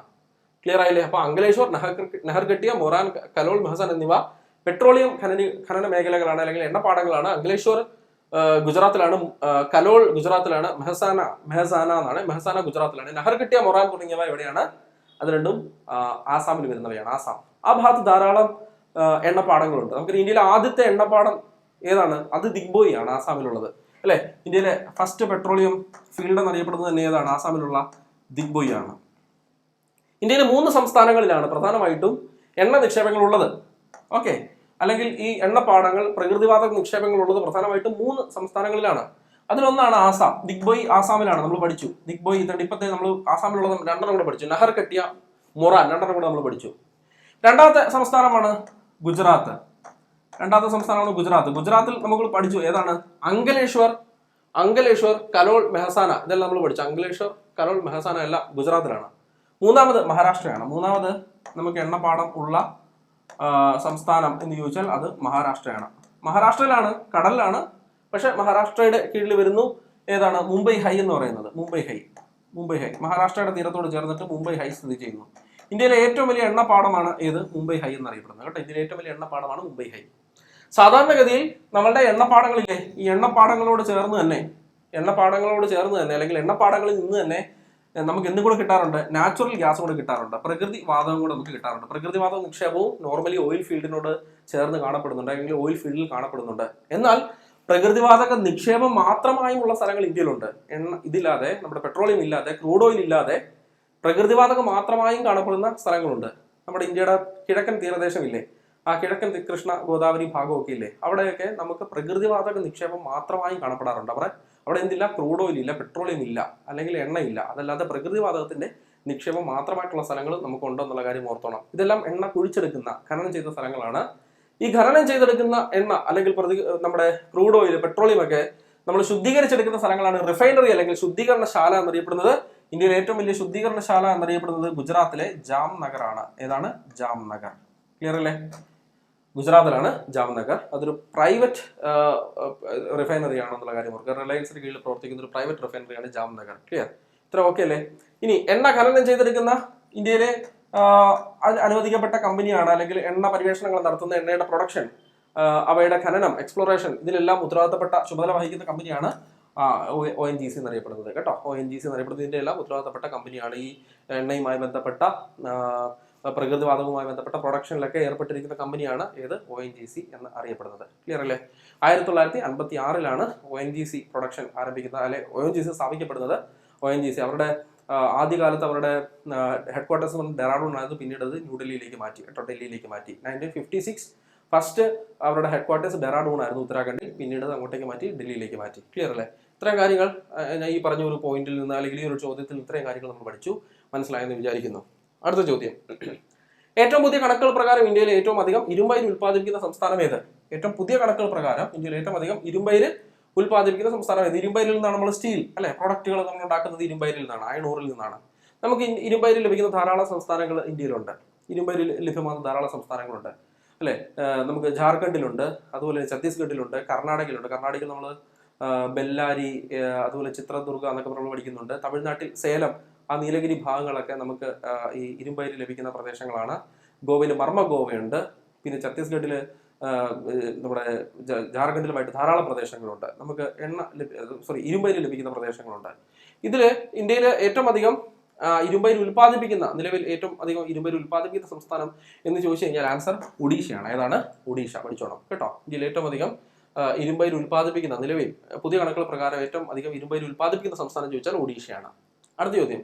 ഗ്യാസ് അതോറിറ്റി ഓഫ് ഇന്ത്യ സ്ഥാപിക്കപ്പെട്ട വർഷം ഏതാണ്? Gas authority of India, GAIL എന്നറിയപ്പെടുന്നു, അല്ലെ, ഗെയിൽ. ഇവർ എന്നാണ് സ്ഥാപിക്കപ്പെട്ടത് എന്നാണ് ചോദ്യം. ഗെയിൽ. എന്താണ് ഗെയിൽ എന്ന് പറയുന്ന ആ ഒരു അതോറിറ്റി സ്ഥാപിക്കാനുള്ള കാരണം എന്താണ്? ഇന്ത്യയിലെ പ്രകൃതിവാതക, നാച്ചുറൽ ഗ്യാസിന്റെ വിതരണത്തിന് വേണ്ടി, അവയുടെ ഈ ട്രേഡിന് വേണ്ടി ഇന്ത്യയിൽ രൂപീകരിച്ച ഒരു ഓർഗനൈസേഷനാണ് ഗെയിൽ എന്നറിയപ്പെടുന്നത്. ഒരു അതോറിറ്റിയാണ് ഗെയിൽ എന്ന് പറയുന്നത്. എന്താണ് ഗെയിൽ സ്ഥാപിക്കപ്പെട്ടത് എന്നുള്ള ചോദ്യം. ഗെയിൽ എന്തുമായി ബന്ധപ്പെട്ടാണ് ഓർത്തോണം? നാച്ചുറൽ ഗ്യാസിന്റെ വിതരണത്തിന്, അതിന്റെ ട്രേഡിന് വേണ്ടിയൊക്കെയാണ് ഗെയിൽ സ്ഥാപിക്കുന്നത്. ഡൽഹി തന്നെയാണ്, ന്യൂഡൽഹി തന്നെയാണ് ആസ്ഥാനം കേട്ടോ. ഗെയിലിന്റെ ആസ്ഥാനം ഇവിടെ, ഹെഡ്ക്വാർട്ടേഴ്സ് ഇവിടെ കേന്ദ്രമാക്കി പ്രവർത്തിക്കുന്നു, ഡൽഹി കേന്ദ്രമാക്കി പ്രവർത്തിക്കുന്നു. ഏത് വർഷമാണ് ഗെയിൽ സ്ഥാപിക്കപ്പെട്ടതെന്ന് ചോദിച്ചാൽ 1984 ആണ്. ഗെയിൽ സ്ഥാപിക്കപ്പെട്ട വർഷം 1984. നെക്സ്റ്റ് ചോദ്യം. താഴെ നൽകിയിരിക്കുന്നവയിൽ ഇന്ത്യയിലെ ആണവോർജ്ജ നിലയങ്ങളും അവ സ്ഥിതി ചെയ്യുന്ന സംസ്ഥാനങ്ങളും ശരിയായി ചേരുമ്പടി ചേർത്തിരിക്കുന്ന ഏതല്ല? ഇന്ത്യയിലെ ആണവോർജ്ജ നിലയങ്ങളും അവ സ്ഥിതി ചെയ്യുന്ന സംസ്ഥാനങ്ങളും ചേരുമ്പടി കൊടുത്തിട്ടുണ്ട്. ഒന്ന് താരാപൂർ, മഹാരാഷ്ട്ര. അറിയാമല്ലോ, താരാപൂർ ഇന്ത്യയിലെ ആദ്യത്തെ ആണവ നിലയമാണ്. First commercial nuclear power plant എന്നറിയപ്പെടുന്നത് താരാപൂർ. 1969 താരാപൂർ വരുന്നത്, സ്ഥാപിക്കുന്നത്. Rawatbhata Rajasthan atomic power station എന്നറിയപ്പെടുന്നു. രാജസ്ഥാൻ അറ്റോമിക് പവർ സ്റ്റേഷൻ കോട്ടയിലാണ്, രാജസ്ഥാനിലെ. അത് രാജസ്ഥാനിൽ തന്നെയാണ്. 3 Kaiga atomic power station. Kaiga എവിടെയാണ്? കൈഗ കർണാടകയിലാണ്. കൈഗ എവിടെയാണ്? കർണാടകയിലാണ് Kaiga atomic power station. Narora, ഈ അടുത്ത കാലത്ത് BSc ചോദിച്ചാണ്. നറോറ ഉത്തർപ്രദേശിലുള്ള ഒരു ആണവ നിലയമാണ് നറോറ. എവിടെയാണ്? ഉത്തർപ്രദേശിലുള്ള ആണവ നിലയമാണ്. അടുത്തത് തെറ്റിപ്പോയിട്ടുണ്ട് അല്ലെ, അഞ്ചാമത് തെറ്റിപ്പോയി. കാക്രപ്പാറ. കാക്രപ്പാറ എവിടെയാണ്? ഗുജറാത്തിലാണ്. കാക്രപ്പാറ ആണവ നിലയം എന്നറിയപ്പെടുന്നത് എവിടെയാണ്? ഗുജറാത്തിലാണ്. ക്ലിയർ അല്ലേ? അപ്പോൾ കാക്രപ്പാറ മാത്രമാണ് തെറ്റിപ്പോയിട്ട്. കാക്രപ്പാറ എന്നറിയപ്പെടുന്ന ആ ഒരു ഡാം അല്ലെങ്കിൽ ആ ഒരു അണക്കെട്ട് കാക്രപ്പാറ നമ്മൾ പഠിക്കുന്നുണ്ട്. താപ്തി അല്ലെങ്കിൽ താപ്പി എന്നറിയപ്പെടുന്ന നദിയോട് ചേർന്ന് കാണപ്പെടുന്ന അല്ലെങ്കിൽ ആ നദി നിർമ്മിച്ച അണക്കെട്ടാണ് ഏത്? കാക്രപ്പാറ എന്നറിയപ്പെടുന്നത്. അപ്പം കാക്രപ്പാറ ആണവ നിലയവും ഇവിടെ തന്നെ ഗുജറാത്തിൽ തന്നെ വരും കേട്ടോ, ഗുജറാത്തിൽ. അപ്പൊ ഇവിടെ ചോദ്യം എന്തായിരുന്നു? ചേരുംപടി ചേർത്തിരിക്കുന്നതിൽ ശരിയായിട്ട് വന്നേക്കുന്ന ഏതൊക്കെയാണെന്ന ചോദ്യം. ഒരെണ്ണം തെറ്റിയിട്ടുണ്ട്, ബാക്കി 4 ശരിയാണ് അല്ലെ? 4 ശരിയാണ്. ഏതൊക്കെയാണ്? താരാപൂര്, റാവത്ത് ഭട്ട, കൈഗ, നറോറ. 1, 2, 3, 4 എന്ന് ശരി എന്നുള്ളത് ഏതാണ്? ഓപ്ഷൻ ഡി ആണ് കേട്ടോ. 1, 2, 3, 4 ശരി. താരാപൂര് മറക്കരുത്, ഇന്ത്യയിലെ ആദ്യത്തെ ഫസ്റ്റ് ആണവ നിലയമാണ് കേട്ടോ. 1969 ഒക്ടോബർ മാസം 28-ാം തീയതി അത് എന്ത് ചെയ്യുന്നു? കമ്മീഷൻ ചെയ്യുന്നു. 1969 ഒക്ടോബർ 28-ന് അത് കമ്മീഷൻ ചെയ്യുന്നു. ഒക്ടോബർ 28-ന് കമ്മീഷൻ ചെയ്യുന്നു. 1969 ഒക്ടോബർ 28. ക്ലിയർ അല്ലേ? കമ്മീഷൻ ചെയ്യുന്നു. പിന്നെ റാവത്ത് ഭട്ട എവിടെയാണ്? രാജസ്ഥാനാണ്. കൈഗ എവിടെയാണ്? കർണാടകയാണ്. നറോറ ഉത്തർപ്രദേശാണ്. കാക്രപ്പാറ മധ്യപ്രദേശിന് പകരം എന്താണ് വേണ്ടത്? ഗുജറാത്താണ് വരേണ്ടത് കേട്ടോ, ഗുജറാത്ത്. കാക്രപ്പാറയുമായി ബന്ധപ്പെട്ട് നമ്മൾ മറ്റൊരു കാര്യം കൂടെ പറഞ്ഞായിരുന്നു അല്ലേ? താപ്പി നദിയിൽ നിർമ്മിച്ചിട്ടുള്ള അണക്കെട്ടാണ് കാക്രപ്പാറ അണക്കെട്ട്. താപ്പി രണ്ടും ഒന്ന് തന്നെയാണ്. നർമ്മദയുടെ ഇരട്ടയെന്നും നർമ്മദയുടെ തോഴി എന്നൊക്കെ അറിയപ്പെടുന്നു ഈ താപ്പി അല്ലെങ്കിൽ താപ്തി നദി. സൂറത്ത് എന്നറിയപ്പെടുന്ന പട്ടണം ഈ താപ്തി നദിയുടെ തീരത്ത് സ്ഥിതി ചെയ്യുന്ന പട്ടണമാണ് സൂറത്ത് കേട്ടോ. താപ്തി നദിയുടെ നർമ്മദയുടെ തീരത്തുള്ള പട്ടണം ജബൽപൂരാണ്. പ്രധാനപ്പെട്ട പട്ടണം ജബൽപൂരാണ് നർമ്മദയുടെ തീരത്തെ. ഓക്കെ അല്ലേ? താഴെ നൽകിയിരിക്കുന്നവയിൽ പുനഃസ്ഥാപന ശേഷി ഇല്ലാത്ത ഊർജ്ജ സ്രോതസ് ഏത്? ഊർജ്ജ സ്രോതസ്സുകളെ രണ്ടായിട്ട് തരംതിരിക്കുന്നുണ്ട്. പുനഃസ്ഥാപന ശേഷി ഉള്ളതും പുനഃസ്ഥാപന ശേഷി ഇല്ലാത്തതും അല്ലെ? റിന്യൂബിളും നോൺ റിന്യൂബിളും. റിന്യൂബിൾ എന്ന് പറയുമ്പോൾ പുനഃസ്ഥാപന ശേഷി ഉള്ളത്, നമ്മുടെ ഉപയോഗത്തിനനുസരിച്ച് തീർന്നു പോകാത്തവ അല്ലെ? വീണ്ടും വീണ്ടും നമുക്ക് പ്രകൃതിയിൽ നിന്ന് അവൈലബിൾ ആയിട്ടുള്ള ഊർജ്ജ സ്രോതസ്സുകൾ, സൗരോർജ്ജം പോലെ വീണ്ടും വീണ്ടും പുതുതായിട്ട് നമുക്ക് ഇത് കിട്ടിക്കൊണ്ടേയിരിക്കും. നമ്മൾ എത്ര ഉപയോഗിച്ചാലും നമുക്ക് വീണ്ടും അവൈലബിൾ ആയിക്കൊണ്ടേയിരിക്കുന്നു. അതാണ് പുനഃസ്ഥാപന ശേഷി ഉള്ള ഊർജ്ജ സ്രോതസ്സുകൾ. 2 പുനഃസ്ഥാപന ശേഷി ഇല്ലാത്തവ. നമ്മുടെ ഉപയോഗത്തിനനുസരിച്ച് ആ ഊർജ്ജ മേഖലകളുടെ അല്ലെങ്കിൽ ആ ഒരു ഫ്യൂവലിന്റെ അളവ് കുറഞ്ഞുകൊണ്ടിരിക്കുന്നു. ഫോസിൽ ഇന്ധനങ്ങൾ, നമ്മൾ കടലിനടിയിൽ നിന്നൊക്കെ കുഴിച്ചെടുക്കുന്ന, കരയിൽ നിന്നൊക്കെ കുഴിച്ചെടുക്കുന്ന ഫോസിൽ ഇന്ധനങ്ങൾ, അവയുടെ അളവ് കുറഞ്ഞുകൊണ്ടിരിക്കും. നമ്മുടെ ഉപയോഗത്തിനനുസരിച്ച് അവ കുറഞ്ഞുകൊണ്ടിരിക്കുന്നു. വീണ്ടും ദശലക്ഷക്കണക്കിന് വർഷങ്ങൾ കഴിഞ്ഞെങ്കിൽ മാത്രമേ അത്രയും അളവിൽ ആ ഒരു ഡെപ്പോസിറ്റ്സ് നമുക്ക് അവിടെ നിന്ന് ലഭ്യമാകത്തുള്ളൂ. ദശലക്ഷക്കണക്കിന് വർഷങ്ങൾ, കോടിക്കണക്കിന് വർഷങ്ങൾ കഴിയണം. ഇപ്പം നമ്മൾ ഒരിടത്തുനിന്ന് കൽക്കരി മുഴുവൻ മാന്തി എടുത്തു അല്ലെങ്കിൽ കോരി എടുത്തു. വീണ്ടും അതേ അളവിൽ അവിടെ കൽക്കരി കാണപ്പെടണമെന്നുണ്ടെങ്കിൽ ലക്ഷക്കണക്കിന് ചിലപ്പോൾ കോടിക്കണക്കിന് വർഷങ്ങൾ കഴിയണം, അല്ലെങ്കിൽ അത്രയും സമയം അതിനുവേണ്ടി എടുക്കും. അതിനാലാണ് ഇവ നമുക്ക് പുനഃസ്ഥാപന ശേഷി ഇല്ലാത്തവ എന്ന ഗണത്തിൽ നമ്മൾ അവയെ പെടുത്തുന്നത്. നിങ്ങൾ ഈ ഓപ്ഷൻ നോക്കിയിട്ട് നിങ്ങൾക്ക് പറയാവുന്നതേ ഉള്ളൂ ഏതാണ് പുനഃസ്ഥാപന ശേഷി ഇല്ലാത്തത്. സൗരോർജ്ജം പുനഃസ്ഥാപന ശേഷി ഉണ്ട്, നമ്മൾ എത്ര ഉപയോഗിച്ചാലും ഇത് വീണ്ടും വീണ്ടും വീണ്ടും നമുക്ക് കിട്ടിക്കൊണ്ടേയിരിക്കും അല്ലെ? ഭൗമതാപോർജ്ജം, ഭൂമിക്കടിയിൽ നിന്നുള്ള ഊർജം അല്ലെങ്കിൽ നമ്മുടെ മാൻഡിൽ പോലെയുള്ള പ്രദേശത്ത് നിന്ന് താപം ഭൂമിയുടെ മുകൾ ഭാഗത്തേക്ക് ചെറിയ വെന്റിലൂടെ പ്രവഹിക്കുന്നുണ്ട് അല്ലെ? അസ്തനോസ്ഫിയറിൽ നിന്ന് ഈ മാഗ്മയുടെ പ്രവാഹം ഭൂമിയിലേക്ക് വരുന്നുണ്ട്, നമ്മൾ പഠിച്ചിട്ടുണ്ട്. അതേപോലെയുള്ള ഭൂമിക്കടിയിൽ നിന്നുള്ള ഊർജ്ജം ഉപയോഗിച്ചുകൊണ്ട് നമ്മൾ ആവശ്യത്തിന് വൈദ്യുതി അല്ലെങ്കിൽ നമുക്ക് ആവശ്യമായിട്ടുള്ള എനർജി സോഴ്സസ് പ്രവർത്തിപ്പിക്കുന്നു. ഇതിനെയാണ് നമ്മൾ ഭൗമതാപോർജ്ജം എന്ന് പറയുന്നത്. ഭൗമതാപോർജ്ജവുമായി ബന്ധപ്പെട്ടതാണ് ഗീസറുകൾ, നമ്മൾ പഠിച്ചിട്ടുണ്ട്. ഗീസർ അല്ലെ? മണികരൻ, ഹിമാചൽ പ്രദേശിൽ മണികരൻ എന്ന് പറയുന്ന ഒരു ഗീസർ ഉണ്ട്. ഗീസർ എന്ന് പറഞ്ഞാൽ ചൂട് നീരുറവയിൽ നിന്നും നമ്മൾ വൈദ്യുതി ഉൽപ്പാദിപ്പിക്കുന്നു അല്ലെങ്കിൽ ഊർജ്ജം ഉൽപ്പാദിപ്പിക്കുന്നു. ഓക്കെ. പിന്നെ കാറ്റ് അല്ലെ? കാറ്റും ഇതേപോലെ തന്നെയാണ്. തിരമാലയും കാറ്റും ഒക്കെ ഭൂമിയിൽ വീണ്ടും വീണ്ടും വീണ്ടും ഉണ്ടായിക്കൊണ്ടേയിരിക്കും. നമ്മളുടെ ഉപയോഗത്തിനനുസരിച്ച് അവ വീണ്ടും നമുക്ക് കിട്ടിക്കൊണ്ടേയിരിക്കും. എന്നാൽ കൽക്കരി അങ്ങനെയല്ല. കൽക്കരി ഉപയോഗത്തിനനുസരിച്ച് അവ തീർന്നുകൊണ്ടിരിക്കുന്നതാണ്. ഫോസിൽ ഇന്ധനമാണ് കൽക്കരി എന്ന് പറയുന്നത്. സോ പുനഃസ്ഥാപന ശേഷി ഇല്ലാത്തവ നിലവിൽ ഇതിനകത്ത് ഏതാണ്? കൽക്കരിയാണ്. നമ്മുടെ ആൻസർ ഏതാണ്? കൽക്കരി. ക്ലിയർ അല്ലേ? അടുത്തത് കുറച്ചധികം ചോദ്യങ്ങൾ ഞാൻ ഇവിടെ തയ്യാറാക്കിയിട്ടുണ്ട്. ഇന്ത്യയിലെ ഏറ്റവും വലിയ സ്വകാര്യ സ്റ്റീൽ പ്ലാന്റ് ആയ, അപ്പോൾ ഊർജ്ജ വിഭവങ്ങളും വ്യവസായങ്ങളും എന്ന ഒരു ഭാഗത്തു നിന്ന് വ്യവസായം എന്ന ഭാഗത്തു നിന്നുള്ള ചോദ്യമാണിത്. ഇന്ത്യയിലെ ഏറ്റവും വലിയ സ്വകാര്യ സ്റ്റീൽ പ്ലാന്റ് ആയ ടിസ്കോയിലേക്ക് ആവശ്യമായ ജലം ലഭിക്കുന്നത് ഏത് നദിയിൽ നിന്നാണ്? അപ്പൊ ഇവിടെ 2 ചോദ്യമായി. ഒന്ന്, ഇന്ത്യയിലെ ഏറ്റവും വലിയ സ്വകാര്യ സ്റ്റീൽ പ്ലാന്റ് ഏത്? ടിസ്കോ. ഇനി അങ്ങോട്ടേക്ക് ജലം ലഭിക്കുന്നത് എവിടെ നിന്ന്? 2 ചോദ്യങ്ങൾ ഒരു ചോദ്യത്തിൽ വരുവാണ്. ആൻസർ ഏതാണ്? ദാമോദർ മഹാനദി, സുവർണരേഖ, ഭദ്രാവതി. ഏതാണ് ആൻസർ? സുവർണരേഖയാണ്. ഇന്ത്യയിലെ ഏറ്റവും വലിയ സ്വകാര്യ സ്റ്റീൽ പ്ലാന്റ് ആയ ടിസ്കോയിലേക്ക് ആവശ്യമായ ജലം ലഭിക്കുന്നത് എവിടെ നിന്നാന്ന് ചോദിച്ചാൽ സുവർണരേഖയിൽ നിന്നാണ്. ഞാൻ ഓൾമോസ്റ്റ് പ്രധാനപ്പെട്ട നമ്മുടെ 5 എണ്ണം, ടിസ്കോ ഒഴികെ ബാക്കി, ടിസ്കോ ഓൾറെഡി നമ്മൾ പഠിച്ചു, ബാക്കി 5 എണ്ണം സ്റ്റീൽ പ്ലാന്റുകളോട് കൊടുത്തിട്ടുണ്ട്. അവർക്ക് ആവശ്യമായിട്ടുള്ള ഊർജ്ജം ലഭിക്കുന്നത് ഏത് ഭാഗത്ത് നിന്നാണ്, എവിടെ നിന്നാണ്? ഊർജ്ജ സ്രോതസ് വേണമല്ലോ ഇവർക്ക്. ഈ സ്റ്റീൽ പ്ലാന്റുകൾ പ്രവർത്തിക്കണം എന്ന് പറയുമ്പോൾ ഊർജ്ജ സ്രോതസ് വേണം. അവർക്ക് ഊർജ്ജം ലഭിക്കുന്ന എവിടെ നിന്നാണ്? അവർക്ക് ജലം ലഭിക്കുന്ന എവിടെ നിന്നാണ്? ഇത് ഒരു ടേബിൾ ആക്കിയിട്ടുണ്ട്, നമുക്ക് നോക്കാം. റൂർക്കല എന്നറിയപ്പെടുന്ന സ്റ്റീൽ പ്ലാന്റിന് ആവശ്യമായിട്ടുള്ള ഊർജ്ജം ലഭിക്കുന്നത് ഹിരാക്കുഡ് പദ്ധതിയിൽ നിന്നാണ്. എവിടെ നിന്നാണ്? ഹിരാക്കുഡ് പദ്ധതി. നമുക്കറിയാം ലോകത്തിലെ ഏറ്റവും നീളം കൂടിയ അണക്കെട്ട് എന്നാണ് ഹിരാക്കുഡ് അറിയപ്പെടുന്നത്. അപ്പോൾ ഇവിടെ നിന്നാണ് ഇവർക്ക് ആവശ്യമായ ഊർജ്ജം ലഭിക്കുന്നത്. ജലം ലഭിക്കുന്നത് കോയൽ, സംഘ് എന്നീ നദികളിൽ നിന്നാണ്. കോയൽ, സംഘ് നദികളിൽ നിന്നാണ് റൂർക്കല പദ്ധതിക്ക് ആവശ്യമായിട്ടുള്ള ജലം ലഭിക്കുന്നത്. ഊർജ്ജം ലഭിക്കുന്നത് ഹിരാക്കുഡ് പദ്ധതിയിൽ നിന്നാണ്. അടുത്തത് ഭിലായ് ഛത്തീസ്ഗഡിലാണ്. റൂർക്കല അറിയാമല്ലോ, റൂർക്കല അവിടെ സ്ഥിതി ഒഡീഷയില്, ഭിലായ് ഛത്തീസ്ഗഡിലെ. ഭിലായ് പദ്ധതിക്ക് ആവശ്യമായിട്ടുള്ള ഊർജ്ജം ലഭിക്കുന്നത് കോർബ താപവൈദ്യുത നിലയത്തിൽ നിന്നാണ്. ഛത്തീസ്ഗഡിലെ കോർബ താപവൈദ്യുത നിലയത്തിൽ നിന്നാണ് ആവശ്യമായിട്ടുള്ള ഊർജ്ജം ലഭിക്കുന്നത്. അവർക്ക് ആവശ്യമായിട്ടുള്ള ജലം ലഭിക്കുന്നത് ടെൻഡുല നദിയെന്നോ ടെൻഡുല ഡാമെന്നോ ഓർക്കാം. ടെൻഡുല അണക്കെട്ടെന്നോ ടെൻഡുല നദിയെന്നോ ഓർക്കാം. ചെറിയൊരു നദിയാണ്, ആ നദിയിൽ നിർമ്മിച്ചിരിക്കുന്ന അണക്കെട്ടാണ് ടെൻഡുല അണക്കെട്ട്, അതോ ആകാം കേട്ടോ. ഇനി 3 ദുർഗാപൂര്. വെസ്റ്റ് ബംഗാളിലാണ്, പശ്ചിമ ബംഗാളിലാണ് ദുർഗാപൂര്. ദുർഗാപൂരിനും ബൊക്കാറോയ്ക്കും അതുപോലെ തന്നെ ഇസ്കോയ്ക്കും അല്ലെ ഇന്ത്യയിലെ ആദ്യത്തെ അല്ലെങ്കിൽ ഇന്ത്യയിലെ പൊതുമേഖലയിലുള്ള ആദ്യത്തെ സ്റ്റീൽ പ്ലാന്റ് ആണ് ഇസ്കോ എന്നറിയപ്പെടുന്നത്. പൊതുമേഖലയിലെ ആദ്യത്തെ സ്റ്റീൽ പ്ലാന്റ് പുസ്തകത്തിൽ എടുത്ത് പറയുന്നുണ്ട്, പരീക്ഷയ്ക്ക് അടുത്ത് ചോദിച്ചിരുന്നു. അപ്പൊ ഇവർക്ക് 3 പേർക്കും എന്ത് ലഭിക്കുന്നത്? ഊർജ്ജം ലഭിക്കുന്നത് ദാമോദർ വാലി കോർപ്പറേഷനിൽ നിന്നാണ്. ദാമോദർ വാലി കോർപ്പറേഷൻ കേട്ടോ, ദാമോദർ വാലി കോർപ്പറേഷനിൽ നിന്നാണ് 3 പേർക്കും ആവശ്യമായിട്ടുള്ള ഊർജ്ജം ലഭിക്കുന്നത്. ദുർഗാപൂരിന് ജലം ലഭിക്കുന്നതും ദാമോദർ വാലി കോർപ്പറേഷനിൽ തന്നെയാണ്. ഇനി ബൊക്കാറോ ജാർഖണ്ഡിലാണ് അല്ലെ, ജാർഖണ്ഡില് ഇവർക്കും ആവശ്യമായിട്ടുള്ള ഊർജ്ജവും ജലവും ലഭിക്കുന്നത് ദാമോദർ വാലി കോർപ്പറേഷനിലാണ്. ഇനി ഇസ്കോ ദാമോദർ വാലി കോർപ്പറേഷനിൽ നിന്നാണ് ഇവർക്ക് ആവശ്യമായിട്ടുള്ള ഊർജ്ജം ലഭിക്കുന്നത്. ജലം ലഭിക്കുന്നത് ബരാക്കർ നദിയിൽ നിന്നാണ് കേട്ടോ. ബരാക്കർ നദിയിൽ നിന്നാണ് ഈ അവർക്ക് ജലം ലഭിക്കുന്നത് എന്നുള്ള കാര്യം ഓർക്കുക. അപ്പൊ ഇന്ത്യയിലെ പ്രധാനപ്പെട്ട നമ്മുടെ സ്റ്റീൽ പ്ലാന്റുകളും അവ സ്ഥാപിക്കപ്പെട്ട വർഷവും അത് സ്ഥിതി ചെയ്യുന്ന സംസ്ഥാനവും അത് അവർക്ക് സഹായം നൽകിയ രാജ്യവും ഞങ്ങളുടെ കൊടുത്തിട്ടുണ്ട്, നോക്കിയേക്കണം. റൂർക്കല 1959 1959 ഒഡീഷയിലാണ്. ഒഡീഷയിലെ സുന്ദർഗഡ് എന്ന ജില്ലയിലാണ് കേട്ടോ, സുന്ദർഗഡ്. അതുകൊണ്ട് സുന്ദർഗഡ് അവിടെ എടുത്ത് പഠിക്കണം എന്ന് ഞാൻ പറയുന്നത്. റൂർക്കല 1959 ഒഡീഷയിലെ സുന്ദർഗഡിൽ ആരാണ് സഹായം നൽകുന്നത് എസ്റ്റാബ്ലിഷ് ചെയ്യാനായിട്ട്? അത് സ്ഥാപിക്കാനായിട്ട് സഹായം നൽകി ജർമ്മനിയാണ്.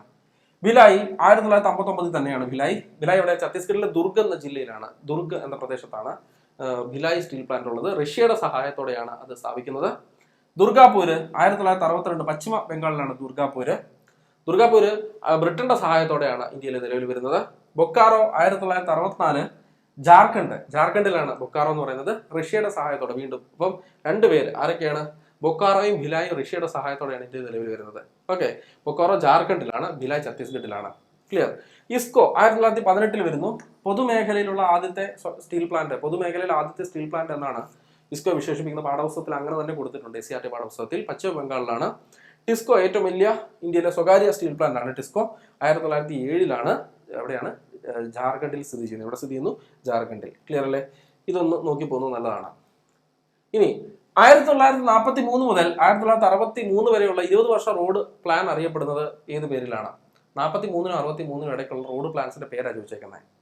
ഇന്ത്യയിൽ സ്വാതന്ത്ര്യ ലബ്ധിക്ക് മുമ്പ് തന്നെ റോഡ് വികസന പദ്ധതികൾ പ്ലാൻ ചെയ്തിരുന്നു. 20 വർഷം നീണ്ടു നിൽക്കുന്ന റോഡ് പ്ലാൻസ് ആണ് അവർ പ്ലാൻ ചെയ്തത്. 20 വർഷം നീണ്ടു നിൽക്കുന്ന റോഡ് പ്ലാൻ എന്തിനാ? റോഡുകളുടെ നിർമ്മാണം ഇന്ത്യയിൽ ത്വരിതപ്പെടുത്തുക, റോഡുകളുടെ അളവ് ലെങ്ത് കൂട്ടുക എന്നുള്ളതാണ് ഉദ്ദേശം. കാരണം മുമ്പോട്ട് നമുക്ക് വികസന പ്രവർത്തനങ്ങൾക്ക്, ചരക്ക് നീക്കങ്ങൾക്ക്, ഇൻഫ്രാസ്ട്രക്ചർ ഡെവലപ്മെന്റ് എല്ലാം റോഡുകൾ ആവശ്യമാണല്ലോ. സോ റോഡുകൾ നിർമ്മിക്കുക, കൂടുതൽ റോഡുകൾ നിർമ്മിക്കുക എന്നുള്ള ഉദ്ദേശത്തോടെയാണ് റോഡ് പ്ലാനുകൾ കൊണ്ടുവരുന്നത്. ഇത് പഠിക്കാനായിട്ട് നമുക്ക് നിലവിൽ 3 റോഡ് പ്ലാനുകൾ ഇന്ത്യയിൽ ഉണ്ടായിരുന്നു. 20 വർഷം നീണ്ടു നിൽക്കുന്ന 3 റോഡ് പ്ലാനുകൾ. ഇതിലൊരു കോഡ് ഞാൻ പറഞ്ഞുതരാം. NBL ആണ് ഇതിന്റെ കോഡ്. ഒന്നാമത്തെ road plan Nagpur road plan എന്നറിയപ്പെടുന്നു. അതാണ് നമ്മുടെ ചോദ്യം. 43 തൊട്ട് 63 വരെയായിരുന്നു നാഗ്പൂർ റോഡ് പ്ലാനിന്റെ കാലഘട്ടം. 1943 തൊട്ട് 1963 വരെ. ഓക്കെ, ഈ റോഡ് പ്ലാനിന്റെ ലക്ഷ്യം എന്തായിരുന്നു, അല്ലെങ്കിൽ ഇതിന്റെ ടാർഗറ്റ് എന്തായിരുന്നു? ഇന്ത്യയിൽ ഓരോ 100 സ്ക്വയർ കിലോമീറ്റർ പ്രദേശത്തും 16 കിലോമീറ്റർ റോഡുകൾ നിർമ്മിക്കുക. ഓരോ 100 സ്ക്വയർ കിലോമീറ്റർ പ്രദേശത്തും 16 കിലോമീറ്റർ റോഡ് നിർമ്മിക്കുക. ഇത്രയും റോഡ് ഡെൻസിറ്റി, ഇതായിരുന്നു നാഗ്പൂർ റോഡ് പ്ലാനിലെ റോഡ് ഡെൻസിറ്റി പ്ലാൻ അല്ലെങ്കിൽ റോഡ് ഡെൻസിറ്റി ടാർഗറ്റ്. രണ്ടാമത്തെ B ആണ് ബോംബെ റോഡ് പ്ലാൻ എന്നറിയപ്പെടുന്നു. ബോംബെ റോഡ് പ്ലാൻ എന്നറിയപ്പെടുന്നു. ഇത് 1961 ഇന്ത്യയിൽ സ്റ്റാർട്ട് ചെയ്യുന്നു. അപ്പൊ നിങ്ങൾ വിചാരിക്കും 63 തുടങ്ങിയാൽ പോരായിരുന്നു എന്ന്. പറ്റത്തില്ല. എന്തുകൊണ്ടാ? നാഗ്പൂർ റോഡ് പ്ലാൻ പൂർത്തിയാക്കാൻ സാധിച്ചില്ല. കാരണം ഇത് 43-ലാണ് തുടങ്ങുന്നത്. ബ്രിട്ടീഷ് ഗവൺമെന്റും അതുപോലെ തന്നെ ആ സമയത്ത് ഇന്ത്യ ഭരിച്ചിരുന്ന വിവിധങ്ങളായിട്ടുള്ള രാജാക്കന്മാരും തമ്മിലുള്ള അല്ലെങ്കിൽ നാട്ടുരാജ്യങ്ങളും തമ്മിലുള്ള ഏകോപനം ഇല്ലായ്മ മൂലം നാഗ്പൂർ റോഡ് പ്ലാൻ നമുക്ക് പൂർത്തിയാക്കാൻ സാധിച്ചില്ല. സോ അതിനാൽ തന്നെ വേഗത്തിൽ തന്നെ അടുത്ത റോഡ് പ്ലാൻ തുടങ്ങി. 61 തൊട്ട് 81 വരെ, 1961 തൊട്ട് 81 വരെയാണ് ബോംബെ റോഡ് പ്ലാൻ ഇന്ത്യയിൽ നിലവിൽ വരുന്നത്. 20 വർഷം നീണ്ടു നിൽക്കുന്ന റോഡ് പ്ലാൻ. മൂന്നാമത്തെ എൽ ആണ്. ലക്നൗ റോഡ് പ്ലാൻ എന്ന് ഓർക്കുക. നിങ്ങൾ ലക്നൗ റോഡ് പ്ലാൻ എന്ന് ഓർക്കുക. അത് കൃത്യം 81 തുടങ്ങുന്നു. 1981 തുടങ്ങി അത് 2001 വരെ നീണ്ടു നിൽക്കുന്ന അല്ലെങ്കിൽ 2001 വരെയുള്ള 20 വർഷത്തെ കാലഘട്ടത്തിലാണ് ലക്നൗ റോഡ് പ്ലാൻ ഇന്ത്യയിൽ പ്ലാൻ ചെയ്തത്. ബോംബെ റോഡ് പ്ലാനിലെ റോഡ് ഡെൻസിറ്റി ടാർഗറ്റ് എന്ന് പറയുന്നത് 32 കിലോമീറ്റർ പെർ 100 സ്ക്വയർ കിലോമീറ്റർ ആയിരുന്നു. 32 കിലോമീറ്റർ പെർ 100 സ്ക്വയർ കിലോമീറ്റർ ആയിരുന്നു. 100 സ്ക്വയർ കിലോമീറ്റർ ആയിരുന്നു ബോംബെ റോഡ് പ്ലാനിന്റെ റോഡ് ഡെൻസിറ്റി ടാർഗറ്റ്. മൂന്നാമത്തെ ലക്നൌവിന്റെ 84 കിലോമീറ്റർ പെർ 100 സ്ക്വയർ കിലോമീറ്റർ ആയിരുന്നു മൂന്നാമത്തെ റോഡ് പ്ലാനായ ലക്നൗ റോഡ് പ്ലാനിന്റെ റോഡ് ഡെൻസിറ്റി ടാർഗറ്റ്. ഓക്കെ, അതായത് ഇന്ത്യയിലെ ഓരോ 100 സ്ക്വയർ കിലോമീറ്റർ പ്രദേശത്തും 84 കിലോമീറ്റർ റോഡുകൾ നിർമ്മിക്കുക. അതായിരുന്നു മൂന്നാമത്തെ റോഡ് പ്ലാനായ ലക്നൗ റോഡ് പ്ലാനിന്റെ ടാർഗറ്റ് എന്ന് പറയുന്നത്. നമ്മുടെ NCERT ടെക്സ്റ്റ് തുടങ്ങുന്നത് തന്നെ, റോഡ് ഗതാഗതത്തിന്റെ പോർഷൻ തുടങ്ങുന്നത് തന്നെ ഇന്ത്യയിലെ റോഡ് പ്ലാൻസിനെ പറ്റി ഡിസ്കസ് ചെയ്തുകൊണ്ടാണ്. +2 ബുക്ക് തുടങ്ങുന്നത് തന്നെ ഇന്ത്യയിലെ റോഡ് പ്ലാൻസിനെ പറ്റി ഡിസ്കസ് ചെയ്തുകൊണ്ടാണ്. നമുക്ക് NCERTക്ക് അത് പഠിക്കാൻ കിട്ടത്തില്ല. റാങ്ക് ഫെയിലിന് ചിലപ്പോൾ ഇത് മിസ്സിംഗ് ആയിരിക്കും. സോ നിങ്ങൾ ഈ ക്ലാസ്സിൽ നിന്ന് പഠിക്കാനായിട്ട് ശ്രമിക്കുക. നിങ്ങൾക്കിത് പ്രയോജനപ്പെടുന്നുണ്ടെന്ന് ഞാൻ വിചാരിക്കുന്നു. ക്ലാസ്സും ഈ സീരീസും ഒക്കെ നിങ്ങൾക്ക് പ്രയോജനപ്പെടുന്നുണ്ടെന്ന് വിചാരിക്കുന്നു. നിങ്ങളുടെ ആവശ്യപ്രകാരമാണ് ഞാനിത് കണ്ടിന്യൂ ചെയ്തത്. ആദ്യത്തെ 2 പാർട്ട് ചെയ്ത് ആദ്യത്തെ 2 പാർട്ടിനകത്ത് പ്രധാനപ്പെട്ട കാര്യങ്ങളെല്ലാം പറഞ്ഞ് നിർത്തണമെന്ന് ഉദ്ദേശിച്ചാണ്. നിങ്ങൾ ആവശ്യപ്പെട്ടതിനാൽ വീണ്ടും ചാപ്റ്റർ വൈസ് ഓരോ NCERT പാഠങ്ങളും ചാപ്റ്റേഴ്സും വായിച്ച് അതിനകത്തുള്ള ചോദ്യങ്ങൾ തയ്യാറാക്കി ക്ലാസ് ആയിട്ട് നിങ്ങളുടെ മുമ്പിൽ അവതരിപ്പിക്കുന്നത് നിങ്ങളുടെ ആവശ്യപ്രകാരമാണ്. സോ നിങ്ങൾക്ക് പ്രയോജനപ്പെടുന്നുണ്ടെന്ന് വിചാരിക്കുന്നു. നിങ്ങളുടെ കമന്റുകൾ പ്രതീക്ഷിക്കുന്നു കേട്ടോ. അപ്പോൾ 43-63 കാലഘട്ടത്തിലുള്ള 20 വർഷ റോഡ് പ്ലാന്റെ പേരാണ് ഇത്.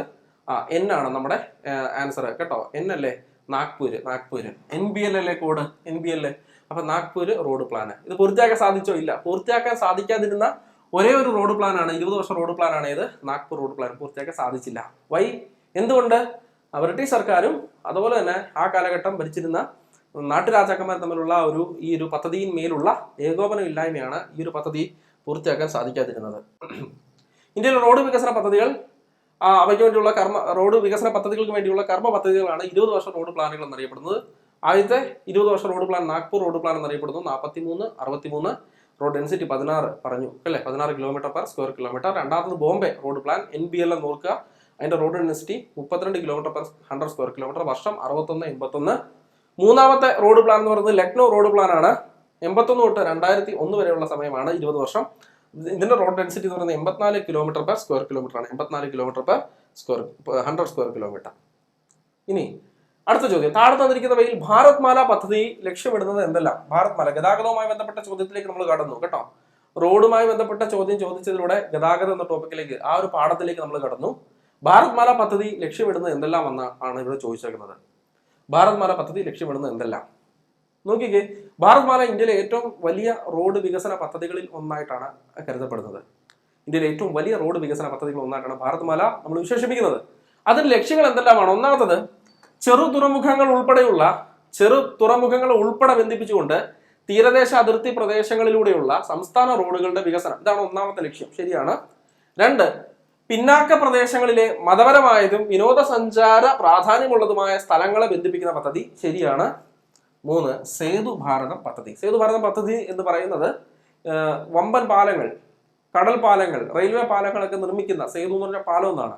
അപ്പോൾ വലിയ പാലങ്ങൾ നിർമ്മിക്കുന്ന അല്ലെങ്കിൽ ടണലുകൾ നിർമ്മിക്കുന്ന ഒക്കെ പദ്ധതിയാണ് സേതു ഭാരതം പരിയോജന എന്ന പേരിൽ അറിയപ്പെടുന്നത്. സോ ഇത് മൂന്നും ഭാരത് മാല പദ്ധതിയുടെ ലക്ഷ്യങ്ങളാണ് എന്നുള്ള കാര്യം ഓർക്കുക. ഇതിനകത്ത് ആൻസർ വരുന്നത് ഏതാണ്? 1, 2, 3. മൂന്നും നമ്മുടെ ഈ പറഞ്ഞ ഭാരത് മാല പദ്ധതിയുടെ ലക്ഷ്യങ്ങളാണ് എന്നുള്ള കാര്യം ഓർക്കുക കേട്ടോ. ഭാരത് മാലയെ പറ്റി പുസ്തകത്തിൽ പറഞ്ഞിരിക്കുന്ന പോയിന്റ് ഞാൻ അവിടെ കൊടുത്തിട്ടുണ്ട്. ആ പറഞ്ഞ കാര്യങ്ങൾ തന്നെയാണ് ഞാനിവിടെ കൃത്യമായിട്ട് നിങ്ങളുടെ സ്റ്റേറ്റ്മെന്റ്സിൽ കൊടുത്തിട്ടുള്ളത്. ഇനി ഡൽഹി, കൊൽക്കത്ത, മുംബൈ, ചെന്നൈ എന്നീ മഹാനഗരങ്ങളെ തമ്മിൽ ബന്ധിപ്പിക്കുന്ന ഹൈവേ പദ്ധതിയുടെ പേരെന്ത്? ഇന്ത്യയിലെ 4 പ്രധാനപ്പെട്ട നഗരങ്ങളെ ബന്ധിപ്പിക്കുന്നത് ഡൽഹി, അവിടെ നിന്ന് ബോംബെ, അവിടെ നിന്ന് ചെന്നൈ, അവിടെ നിന്ന് കൊൽക്കത്ത. ഈ 4 നഗരങ്ങളെ തമ്മിൽ ബന്ധിപ്പിച്ചുകൊണ്ട് നിർമ്മിക്കുന്ന അല്ലെങ്കിൽ അവരെ തമ്മിൽ ബന്ധിപ്പിക്കുന്ന ഹൈവേ പദ്ധതിയുടെ പേരെന്തെന്നാണ് ചോദ്യം. സേതു ഭാരത പദ്ധതി, ഭാരത് മാല, സുവർണ ചതുഷ്കോണം പദ്ധതി, നാഷണൽ എക്സ്പ്രസ് വേ പദ്ധതി. ഏതാണ് ആൻസർ? സുവർണ ചതുഷ്കോണം, ഗോൾഡൻ ക്വാഡ്രിലാറ്ററൽ പ്ലാൻ പദ്ധതി എന്നറിയപ്പെടുന്നു അല്ലെ, സുവർണ ചതുഷ്കോണ പദ്ധതി.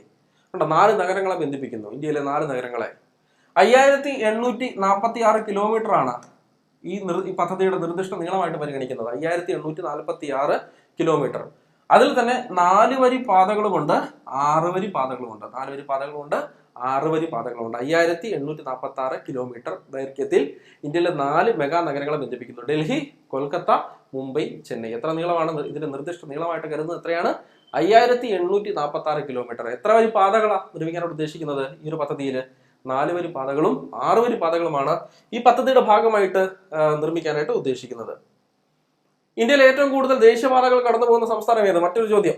ദേശീയപാതകളുടെ എണ്ണം ഒക്കെ കൃത്യമായിട്ട് 2023 റിപ്പോർട്ട് പ്രകാരം, റോഡ് ട്രാൻസ്പോർട്ട് റിപ്പോർട്ട് നമുക്ക് അവൈലബിൾ ആണ് മിനിസ്ട്രി ഓഫ് റോഡ്സിന്റെ വെബ്സൈറ്റിൽ. അതിൽ ഏകദേശം 599 NHകൾ, നാഷണൽ ഹൈവേ ഇന്ത്യയിൽ 2023 റിപ്പോർട്ടിൽ പറയുന്നുണ്ട്. 599 ഇത് സ്റ്റാറ്റിക് ആയിട്ടുള്ള ഫാക്ടല്ല, ഇത് മാറിക്കൊണ്ടേയിരിക്കും. കാരണം അടുത്ത റിപ്പോർട്ട് വരുമ്പോൾ ഇത് മാറും.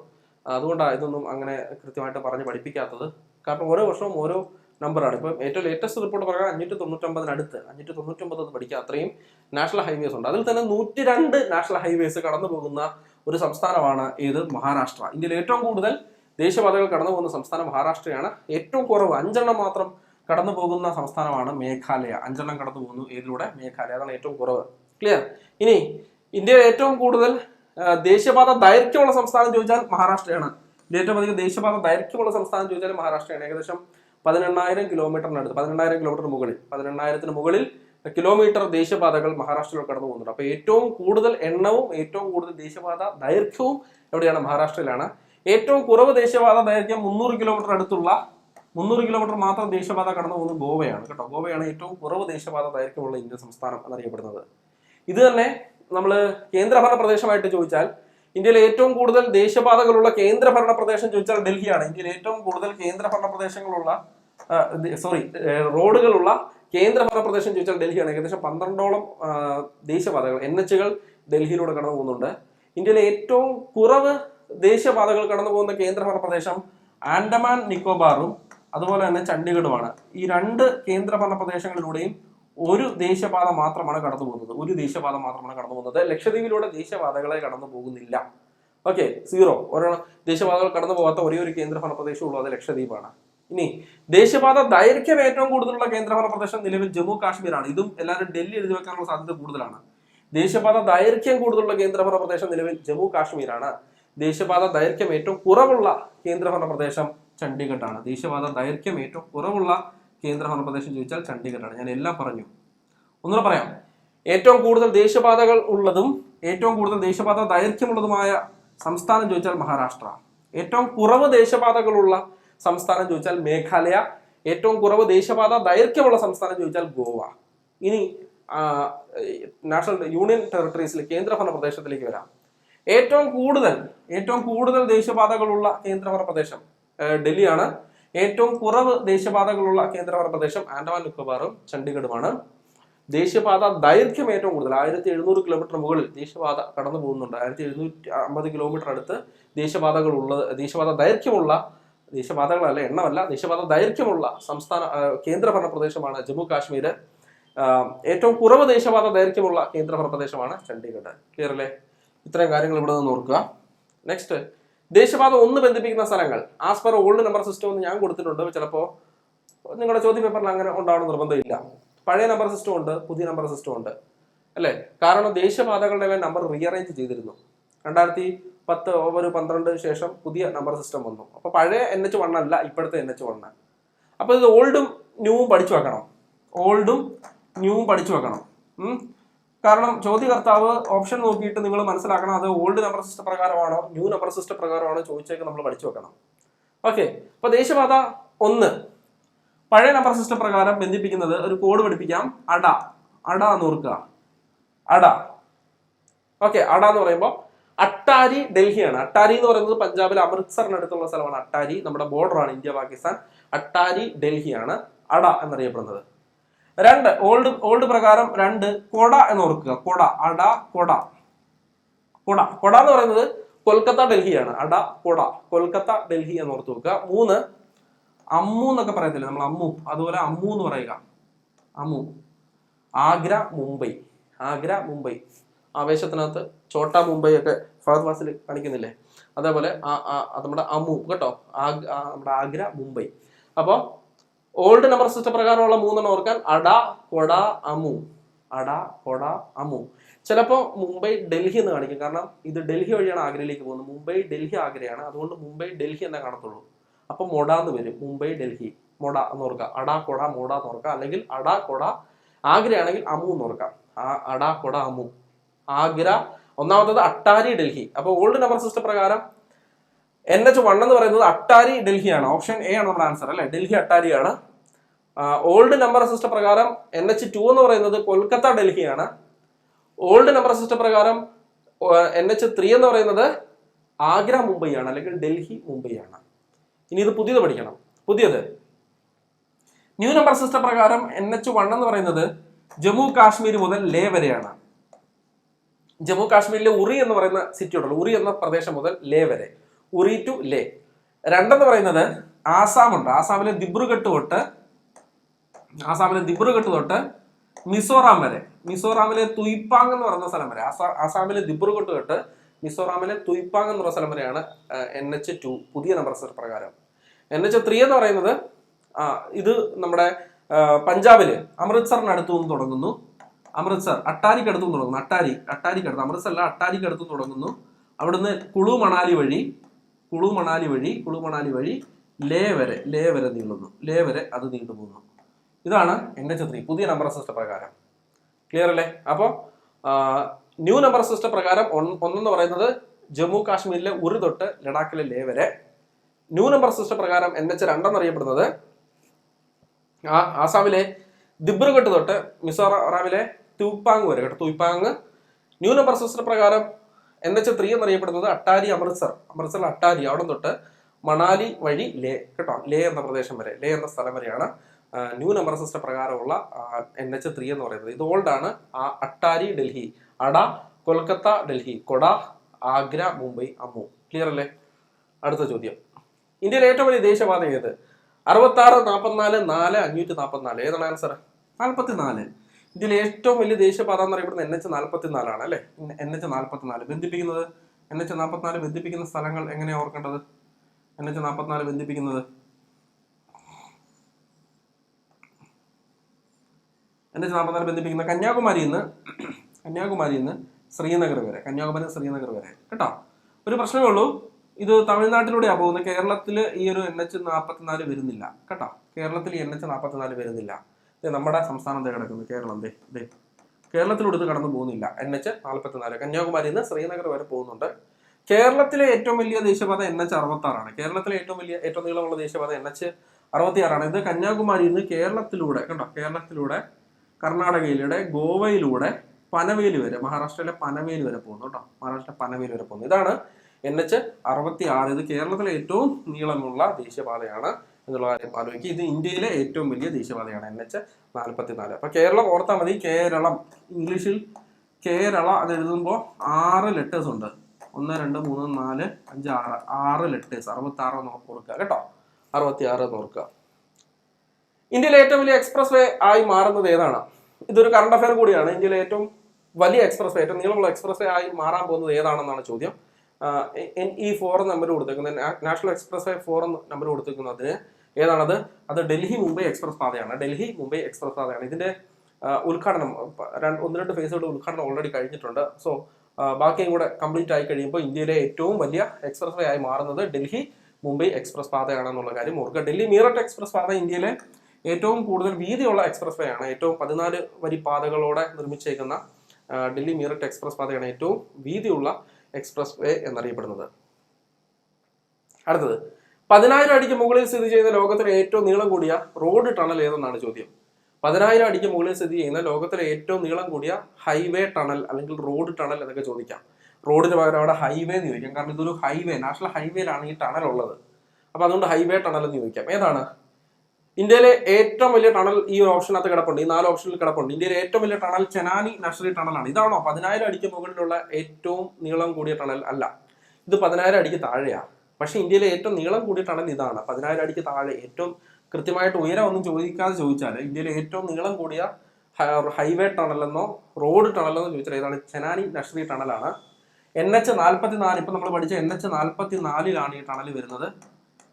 NH44 9.2 കിലോമീറ്റർ ആണ് ഇതിന്റെ നീളം എന്ന് പറയുന്നത്. 2017 ഇത് ഉദ്ഘാടനം ചെയ്യുന്നത്. ഇതാണ് ചെനാനി നഷ്രി ടണൽ. ഇതിന്റെ പുതിയ പേര് ശ്യാമപ്രസാദ് മുഖർജി ടണൽ എന്നാണ്.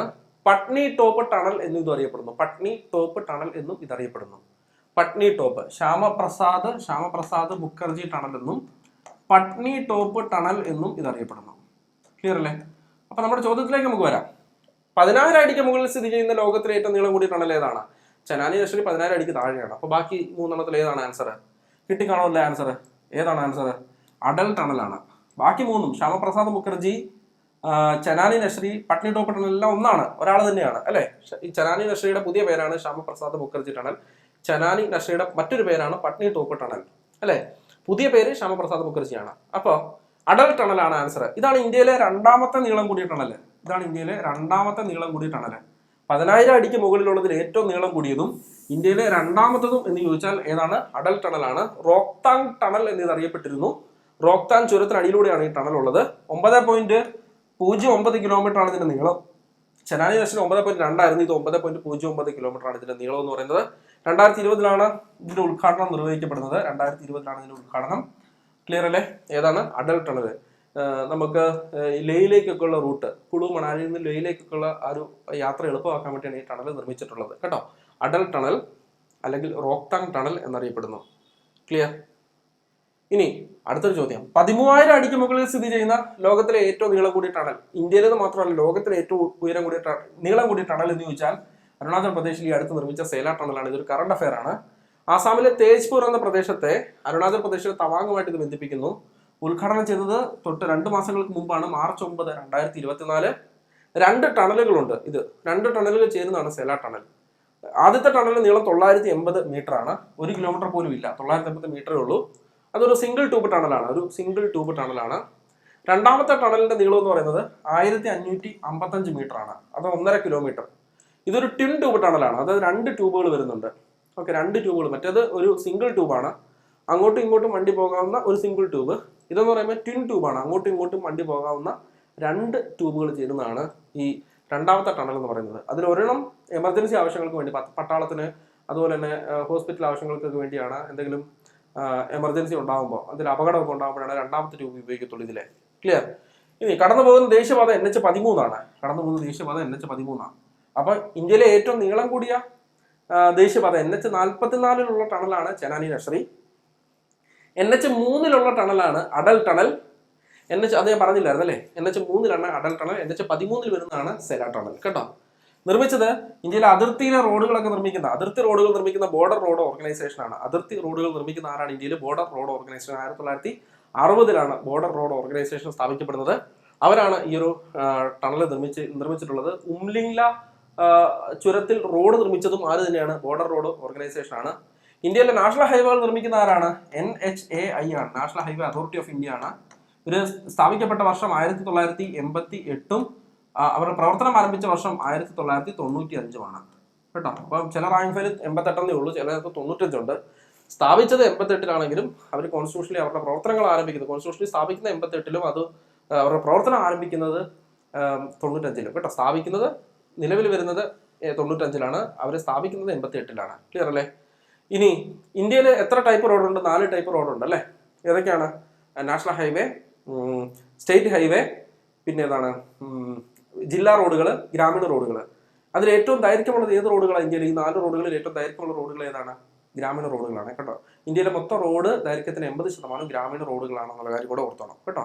ഇന്ത്യയിലെ മൊത്തം റോഡ് ദൈർഘ്യത്തിന് 80% എന്താണ്? ഗ്രാമീണ റോഡുകളാണെന്നുള്ള കാര്യം കൂടെ ഓർത്തോണം. ക്ലിയർ? ഇനി ഇന്ത്യയിൽ ആദ്യത്തെ എയ്റോസ്പേസ് കമ്പനി ഏതാണ്? Deccan Airways, Indian national Airways, Indian airlines, Tata airlines. ഇന്ത്യയിൽ ആദ്യത്തെ എയ്റോസ്പേസ് കമ്പനി ഏതാണ്? നല്ലൊരു ചോദ്യമാണ്. 1911 ഇന്ത്യയിൽ ആദ്യമായിട്ട് ഒരു വിമാനം പറക്കുന്നത് അല്ലെ? ആദ്യമായിട്ട് ഒരു ഫ്ലൈറ്റ് ഇന്ത്യയിൽ ഉണ്ടായത് അല്ലെങ്കിൽ ഓടിയ വർഷം ഏതാണ്? പറന്ന വർഷം ഏതാണ്? 1911.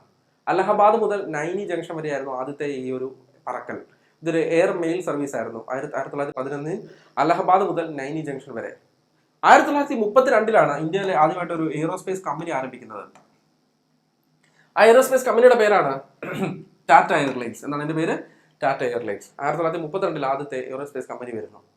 അതിനെ തുടർന്ന് ധാരാളം കമ്പനികൾ ഇന്ത്യയിൽ വരുന്നുണ്ട് കേട്ടോ, എയ്റോസ്പേസ് കമ്പനികൾ വരുന്നുണ്ട്. ഇന്ത്യൻ നാഷണൽ എയർവേസ് 1933 വരുന്നതാണ്, 33. ഡെക്കാൻ എയർവേസ് 1945 സ്ഥാപിച്ച് 46 അവര് പ്രവർത്തനങ്ങൾ ആരംഭിച്ചാണ്, അവരുടെ സർവീസ് ആരംഭിക്കുന്നത് 46. 45 സ്ഥാപിക്കുന്നു, 46 പ്രവർത്തനം ആരംഭിക്കുന്നു ഡെക്കാൻ എയർവേസ്. പിന്നെ ഇന്ത്യൻ എയർലൈൻസ് ഓർത്തോണം, എയർ കോർപ്പറേഷൻ ആക്ട് ഇന്ത്യയിൽ നിലവിൽ വന്നതിന് ശേഷമാണ് ഇന്ത്യൻ എയർലൈൻസ് ഇന്ത്യയിൽ പ്രവർത്തനം ആരംഭിക്കുന്നത്. എയർ കോർപ്പറേഷൻ ആക്ട് ഇന്ത്യയിൽ നിലവിൽ വന്ന ഏത് വർഷമാണ്? 1953. അതായത് വ്യോമഗതാഗതം ഇന്ത്യയിൽ ദേശസാൽക്കരിക്കപ്പെട്ട വർഷമാണ് 1953. ആ വർഷമാണ് ഇന്ത്യൻ എയർലൈൻസ് ഇന്ത്യയിൽ വരുന്നത്. ക്ലിയർ അല്ലേ? ഏത് വർഷമാണ് ടാറ്റ എയർലൈൻസ് വരുന്നത്? 1932. ഇതാണ് ആദ്യത്തെ എയ്റോസ്പേസ് കമ്പനി എന്ന് പറയുന്നത്. ഈ ടാറ്റ എയർലൈൻസ് 1946 ആയപ്പോഴത്തേക്ക് അവര് എയർ ഇന്ത്യ എന്നാക്കി മാറ്റി. അവരുടെ പേരെന്തായി മാറ്റി? എയർ ഇന്ത്യ എന്നാക്കി മാറ്റി. Air India. 1953 ഇന്ത്യൻ എയർലൈൻസ് വരുന്നു. എയർ കോർപ്പറേഷൻ ആക്ട് വഴി ഉണ്ടായ ഒരു എയർലൈൻ കമ്പനിയാണ്, ഗവൺമെന്റിന്റെ കീഴിലുള്ള കമ്പനിയാണ് Indian airlines. Air corporation act വഴി ഇന്ത്യയിൽ ഉണ്ടായ ഒരു എയർലൈൻ കോർപ്പറേഷനാണ് ഇന്ത്യൻ എയർലൈൻസ് കോർപ്പറേഷൻ എന്ന് പറയുന്നത്. ഇവർ 1953 വരുന്നു. ഈ കമ്പനിയുടെ പേര് പിന്നീട് ഇന്ത്യൻ എന്നായി മാറുന്നുണ്ട്. ഓക്കെ. 2007 ഈ എയർ ഇന്ത്യ എന്ന് പറഞ്ഞ ആരാ? ടാറ്റ എയർലൈൻസ് ആണ്. എയർ ഇന്ത്യ അതും ഇന്ത്യൻ എയർലൈൻസും എന്ത് ചെയ്യുന്നു? ലയിക്കുന്നു. 2007 ഇവർ രണ്ടും ലയിക്കുന്നുണ്ട്. 2022 ടാറ്റ എയർ ഇന്ത്യനെ ടാറ്റ ഗ്രൂപ്പ് വീണ്ടും തിരിച്ചെടുത്തു. മനസ്സിലായോ? 1953 നാഷണലൈസ് ചെയ്യപ്പെട്ടതാണ് ഈ കമ്പനി. പക്ഷെ 2022 വീണ്ടും തിരിച്ച് ടാറ്റ ഈ ഒരു കമ്പനിയെ തിരിച്ചെടുക്കുകയാണ് ചെയ്യുന്നത്. 1953 ദേശസാൽക്കരിക്കപ്പെട്ട ഈ കമ്പനി 2022 ടാറ്റ ഗ്രൂപ്പ് ഏറ്റെടുത്തു. വീണ്ടും അവർ ആ സ്റ്റേക്സ്, ഗവൺമെന്റിൽ നിന്ന് സ്റ്റേക്സ് വാങ്ങി അവർ തിരിച്ചെടുത്തു. ക്ലിയർ? ഇനി ഇന്ത്യയിലെ ഏറ്റവും ഉയരത്തിൽ സ്ഥിതി ചെയ്യുന്ന വിമാനത്താവളം ഏത്? ലേ വിമാനത്താവളം, ഇന്ദിരാഗാന്ധി വിമാനത്താവളം, ഗാംഗ്ടോക്ക് വിമാനത്താവളം, സീറോ വിമാനത്താവളം. ഏതാണ് ആൻസർ? ഇന്ത്യയിലെ ഏറ്റവും ഉയരത്തിൽ സ്ഥിതി ചെയ്യുന്ന വിമാനത്താവളമാണ് ലേ വിമാനത്താവളം. ഓക്കെ. ഇന്ത്യയിലെ ഏറ്റവും ഉയരത്തിൽ സ്ഥിതി ചെയ്യുന്ന വിമാനത്താവളത്തിന്റെ പേരാണെന്ത്? ലേ വിമാനത്താവളം. കുഷോക്ക് ബാക്കുല റിംപോച്ചെ വിമാനത്താവളം എന്നറിയപ്പെടുന്നു. ഇന്ദിരാഗാന്ധി വിമാനത്താവളമാണ് ഇന്ത്യയിലെ ഏറ്റവും തിരക്കേറിയ വിമാനത്താവളം. ഇന്ത്യയിലെ ഏറ്റവും നീളമുള്ള റൺവേ ഉള്ള വിമാനത്താവളമാണ് ഇത്, ഇന്ദിരാഗാന്ധി വിമാനത്താവളം. സീറോ വിമാനത്താവളം അരുണാചൽ പ്രദേശിലെ വിമാനത്താവളമാണ് കേട്ടോ. സീറോ വിമാനത്താവളം അരുണാചൽ പ്രദേശിൽ സ്ഥിതി ചെയ്യുന്ന ഒരു പ്രധാനപ്പെട്ട വിമാനത്താവളമാണ് എന്നുള്ള കാര്യം കൂടെ ഓർക്കുക. ഇനി അടുത്ത ചോദ്യം, ബ്രാഹ്മണി മാതായ് നദികളുടെ നിർദ്ദിഷ്ട ഭാഗങ്ങളും മഹാനദിയുടെ ഡെൽറ്റ നീർച്ചാലുകളും പൂർവ്വതീര കനാലുകളും ഉൾപ്പെടുത്തിയ ജലഗതാഗത പാത ഏത്? പൂർവ്വതീര കനാലുകൾ, ഈസ്റ്റ് കോസ്റ്റ് കനാൽ എന്നറിയപ്പെടുന്നത് ഏതെന്ന് ചോദിക്കുക ഇവര്. ഈസ്റ്റ് കോസ്റ്റ് കനാല് ഉൾപ്പെടുത്തിയ ജലഗതാഗത പാത ഏതെന്നാണ് ചോദ്യം. 1, 2, 3 അല്ല 3, 1, 4, 5 ഓപ്ഷൻ. ഏതാണ് ആൻസർ? NW5 ആണ് ആൻസർ. NW5 ആണ്. ബ്രാഹ്മണി മാതായി നദികളും മഹാനദിയുടെ ഡെൽറ്റ നീർച്ചാലുകളും പൂർവ്വതീര കനാലുകളും ഉൾപ്പെടുത്തിക്കൊണ്ട് തയ്യാറാക്കിയ ദേശീയ ജലപാതയാണ് NW5. ഇത് ഈസ്റ്റ് കോസ്റ്റ് കനാൽ എന്നറിയപ്പെടുന്നു അല്ലെ. ഈസ്റ്റ് കോസ്റ്റ് കനാൽ എന്നും ഇതറിയപ്പെടുന്നു. ഈ ദേശീയ ജലപാതകൾ ആദ്യത്തെ 5 ഒന്ന് പഠിക്കുന്നത് നല്ലതാണ്. ഞാനൊരു കോഡ് പഠിപ്പിച്ചിട്ടുണ്ടായിരുന്നു. ദേശീയ ജലപാത 1 അല്ലെ, അത് ഓർക്കാനായിട്ട് ആഹ എന്ന് ഓർക്കുക. ആഹ, അലഹബാദ്, ഹാൽഡിയ. ദേശീയ ജലപാത 2 ഓർക്കാനായിട്ട് സാധു എന്ന് ഓർക്കുക. ആഹ, സാധു. ഇത് ഒരുമിച്ച് അങ്ങ് പഠിക്കാം നമുക്ക്, കാരണം ഒരു കണക്ഷൻ കിട്ടും നമുക്കിപ്പോ. കണ്ടോണം. ആഹ സാധു, പാവപ്പെട്ട ഒരുത്തൻ, സാധു പാവപ്പെട്ടവൻ അല്ലെ അവൻ. അടുത്തത് ദേശീയപാത 3 കൊല്ലം കോട്ടപ്പുറം ആയിരുന്നു, അതിപ്പോ എക്സ്റ്റെൻഡ് ചെയ്തു, കൊല്ലം കോഴിക്കോട് വരെ ആക്കിയിട്ടുണ്ട്. നമ്മുടെ ഡിഗ്രി പ്രിലിംസിന്റെ സെക്കൻഡ് ഫേസിൽ കൊല്ലം കോഴിക്കോട് എന്ന ഓപ്ഷൻ ഉണ്ടായിരുന്നു. തേർഡ് ഫേസിൽ കൊല്ലം കോട്ടപ്പുറം എന്നേ ഉള്ളായിരുന്നു. ഇത് അങ്ങോട്ടും ഇങ്ങോട്ടും അവർ തിരിച്ചിടും. കൊല്ലം കോട്ടപ്പുറം, കൊല്ലം കോഴിക്കോട്. ഓർത്തണം. ഞാൻ പറഞ്ഞത് ഇത് അപ്ഡേറ്റ് ചെയ്യണം. ഇവർ ചോദ്യകർത്താക്കളിൽ ഇത് അപ്ഡേഷൻ നടന്നിട്ടില്ല എന്നുണ്ടെങ്കിൽ ഇതൊന്നും നമുക്ക് ഓപ്ഷൻ വരത്തില്ല. അപ്പൊ കൊല്ലം കോട്ടപ്പുറം പുസ്തകത്തിൽ കിടപ്പുണ്ട്. ചിലപ്പോൾ അത് മാത്രം കാണും, പുസ്തകം മാത്രം ഒരു വായിച്ച ചോദ്യകർത്താവ് കൊല്ലം കോട്ടപ്പുറം ഓപ്ഷൻ കൊടുക്കത്തുള്ളൂ. പുസ്തകത്തിന് അപ്പുറത്തേക്ക് ഇതിനെപ്പറ്റി സെർച്ച് ചെയ്ത ആള് കൊല്ലം കോഴിക്കോട് എന്ന ഓപ്ഷൻ കൊടുക്കും. അത് അവരുടെ ഔചിത്യമാണ് അല്ലെ, നമ്മളുടെ ഗതികേടും. ആഹ സാധു. അടുത്തത് കോഴിയെ കൊല്ലാൻ. അപ്പൊ സാധുവായിരുന്നു ഇവൻ. എന്ത് ചെയ്തു? കോഴിയെ കൊല്ലാനായിട്ട് എന്ത് വാങ്ങി? കോഴിയെ കൊല്ലാൻ. അപ്പൊ കോഴിക്കോട് കൊല്ലം ഓർത്തണം, അല്ലെങ്കിൽ കൊല്ലം കോട്ടപ്പുറം എന്ന് ഓർത്തണം. ഇത് കൊല്ലം കോട്ടപ്പുറം, കോഴി എന്നുള്ളത് കോട്ടപ്പുറം അല്ലെങ്കിൽ കോഴിക്കോട്, ഇത് കൊല്ലം. കോഴിയെ കൊല്ലാൻ പുതിയ ഒരു കത്തി വാങ്ങി. പുതിയ എന്നുള്ളത് പുതുച്ചേരി, കത്തി എന്നുള്ളത് കാക്കിനട. പുതിയ കത്തി വാങ്ങി. ഇത് ഒന്നിച്ചങ്ങ് വായിച്ചേ. ആഹ സാധു കോഴിയെ കൊല്ലാൻ പുതിയ കത്തി വാങ്ങി. ആഹ സാധു കോഴിയെ കൊല്ലാൻ പുതിയ കത്തി വാങ്ങി. ഓർക്കാൻ എളുപ്പമല്ലേ? ദേശീയ ജലപാത 1 നിലവിൽ വന്ന വർഷമാണ് 86. 86 തന്നെയാണ് inland waterways authority of India നിലവിൽ വരുന്നത്, അല്ലെങ്കിൽ ഉൾനാടൻ ജലഗതാഗത അതോറിറ്റി യു പിയിലെ നോയിഡ ആസ്ഥാനമാക്കി വരുന്ന വർഷമാണ് 1986. ആ വർഷം തന്നെ ദേശീയ ജലപാത 1 വരുന്നു. ഗംഗയെ പിരിയുന്നത് ഫറാക്ക ബാരേജ് വെച്ച് ഭഗീരഥി എന്ന് പിരിയുന്നു, പിന്നീട് അത് ഹൂഗ്ലിയായി മാറുന്നു. അപ്പൊ ഗംഗ ഭഗീരഥി ഹൂഗ്ലി നദിയിലായിട്ടാണ് ഇത് 1620 കിലോമീറ്റർ നീളമാണുള്ളത്. ദേശീയ ജലപാത 88 വരുന്നു. ബ്രഹ്മപുത്ര നദിയിലാണ്. സാദിയ ധൂബ്രി ഓൾറെഡി നമ്മൾ പറഞ്ഞു, 891 കിലോമീറ്റർ ആണ്. ദേശീയ ജലപാത 3 93 നിലവിൽ വരുന്നു. കേരളത്തിലെ കായലുകളും കനാലുകളും കൊച്ചിയിൽ ആസ്ഥാനമാക്കി കൊച്ചിയിൽ വരുന്ന ചമ്പക്കര ഉദ്യോഗമണ്ഡൽ കനാലുകൾ ഇതിന്റെ ഭാഗമാണ്. കൊച്ചിയിൽ വരുന്ന ചമ്പക്കര ഉദ്യോഗമണ്ഡൽ കനാലുകൾ ഇതിന്റെ ഭാഗമാണ്. ഇതിന്റെ നീളം 205 കിലോമീറ്റർ ആണ്. കോഴിക്കോട് വരെ എക്സ്റ്റെൻഡ് ചെയ്തപ്പോൾ നീളം 365 കിലോമീറ്റർ ആയി മാറിയിട്ടുണ്ട്. പുസ്തകത്തിലെ നീളമാണ് ആദ്യം കൊടുത്തേക്കുന്നത് 205. ഗവൺമെന്റ് വെബ്സൈറ്റിൽ വന്നിട്ടുള്ള ലേറ്റസ്റ്റ് എക്സ്റ്റെൻഡഡ് അപ്ഡേഷൻ ആണ് ഈ 365. ദേശീയ ജലപാത 4 2008 ഗോദാവരി കൃഷ്ണ നദിയിലാണ്. ഇത് ഗോദാവരി കൃഷ്ണ നദിയിലും കനാലുകളിലും. അത് 1095 കിലോമീറ്റർ ആണ് പുസ്തകത്തിലുള്ളത്. അതിന്റെയും നിർദ്ദിഷ്ട നീളമാണ്. നിർദ്ദിഷ്ട നീളം എന്ന് വെച്ചാൽ ഇനി വരാൻ പോകുന്നത്, അത് അതിന്റെ എക്സ്റ്റൻഷൻ പൂർത്തിയായി കഴിയുമ്പോൾ, ആ ഒരു പ്രോജക്റ്റ് കംപ്ലീറ്റ് ആയി കഴിയുമ്പോൾ നീളമായി മാറാൻ പോകുന്നത് 2890 നിലവിൽ 95 പുസ്തകത്തിലുള്ളത്. ഇതും 205 ടെക്സ്റ്റിനകത്തുള്ളത്. പൂർത്തീകരണത്തിന് ശേഷം 365 മാറും. ഇനി ദേശീയ ജലപാത 5 2008 ബ്രാഹ്മണി മഹാനദി നദികൾ, അതുപോലെ തന്നെ ബ്രാഹ്മണി മാതായ് നദികൾ, മഹാനദിയുടെ ഡെൽറ്റ നീർച്ചാലുകൾ, പൂർവ്വതീര കനാലുകൾ, ഇതെല്ലാം കൂടെ ചേർന്നിട്ടാണ് ഇത് വരുന്നത്. താൽച്ചർ താമ്ര എന്നീ സ്ഥലങ്ങളെ ബന്ധിപ്പിക്കുന്ന നീളം 623 കിലോമീറ്റർ ആണ്. നീളം 623 കിലോമീറ്റർ. ക്ലിയർ അല്ലേ? അപ്പോൾ ജലഗതാഗതം ഉറപ്പായിട്ടും നിങ്ങൾ പഠിച്ചിരിക്കണം. കേരളത്തിലെ ജലപാതകൾ കൂടി പഠിക്കുന്നത് നല്ലതാണ്. കേരളത്തിലെ NW3 അറിയാമല്ലോ. NW3 കൊല്ലം കോട്ടപ്പുറമാണ്. കൊല്ലം കോഴിക്കോട് ഓൾറെഡി നമ്മൾ പഠിച്ചു. അടുത്തത് NW8 ആലപ്പുഴ ചങ്ങനാശ്ശേരിയാണ്. ആലപ്പുഴ ചങ്ങനാശ്ശേരി അല്ലെ? ആലപ്പുഴ ചങ്ങനാശ്ശേരി 28 കിലോമീറ്റർ. പിന്നെ NW9 ആലപ്പുഴ ചങ്ങനാശ്ശേരി വെട്ടിയാൽ മതി. ആലപ്പുഴ കോട്ടയമാണ്. ആലപ്പുഴ കോട്ടയം 38 കിലോമീറ്റർ. ആലപ്പുഴ കോട്ടയമാണ് 38 കിലോമീറ്റർ. ഇത് ആലപ്പുഴ ചങ്ങനാശ്ശേരി. ആലപ്പുഴ എൻ്റെ നാട് ചങ്ങനാശ്ശേരി. എൻ്റെ നാട് ചങ്ങനാശ്ശേരി. ആലപ്പുഴ ചങ്ങനാശ്ശേരി. NW9 38 കിലോമീറ്റർ ആണ്. ചങ്ങനാശ്ശേരി വെട്ടിയാൽ മതി. ആലപ്പുഴ കോട്ടയം. ആലപ്പുഴ കോട്ടയം. ഇനി NW അടുത്തത് നാഷണൽ വാട്ടർവേ 59. 89 അല്ല 59. 8 9 കൂട്ടുമ്പോൾ 89 എന്നാണ് വായിക്കേണ്ടത്. പക്ഷെ 59 എന്നങ്ങ് പഠിക്കുക. അത് ഇവിടെ ആലപ്പുഴ വെട്ടിയാൽ മതി. ആലപ്പുഴ വെട്ടിയാൽ മതി. കോട്ടയം വൈക്കം അതും 28 കിലോമീറ്റർ വരും. 28 കിലോമീറ്റർ. 4 പറഞ്ഞേ. ഇനിയുള്ളത് NW13.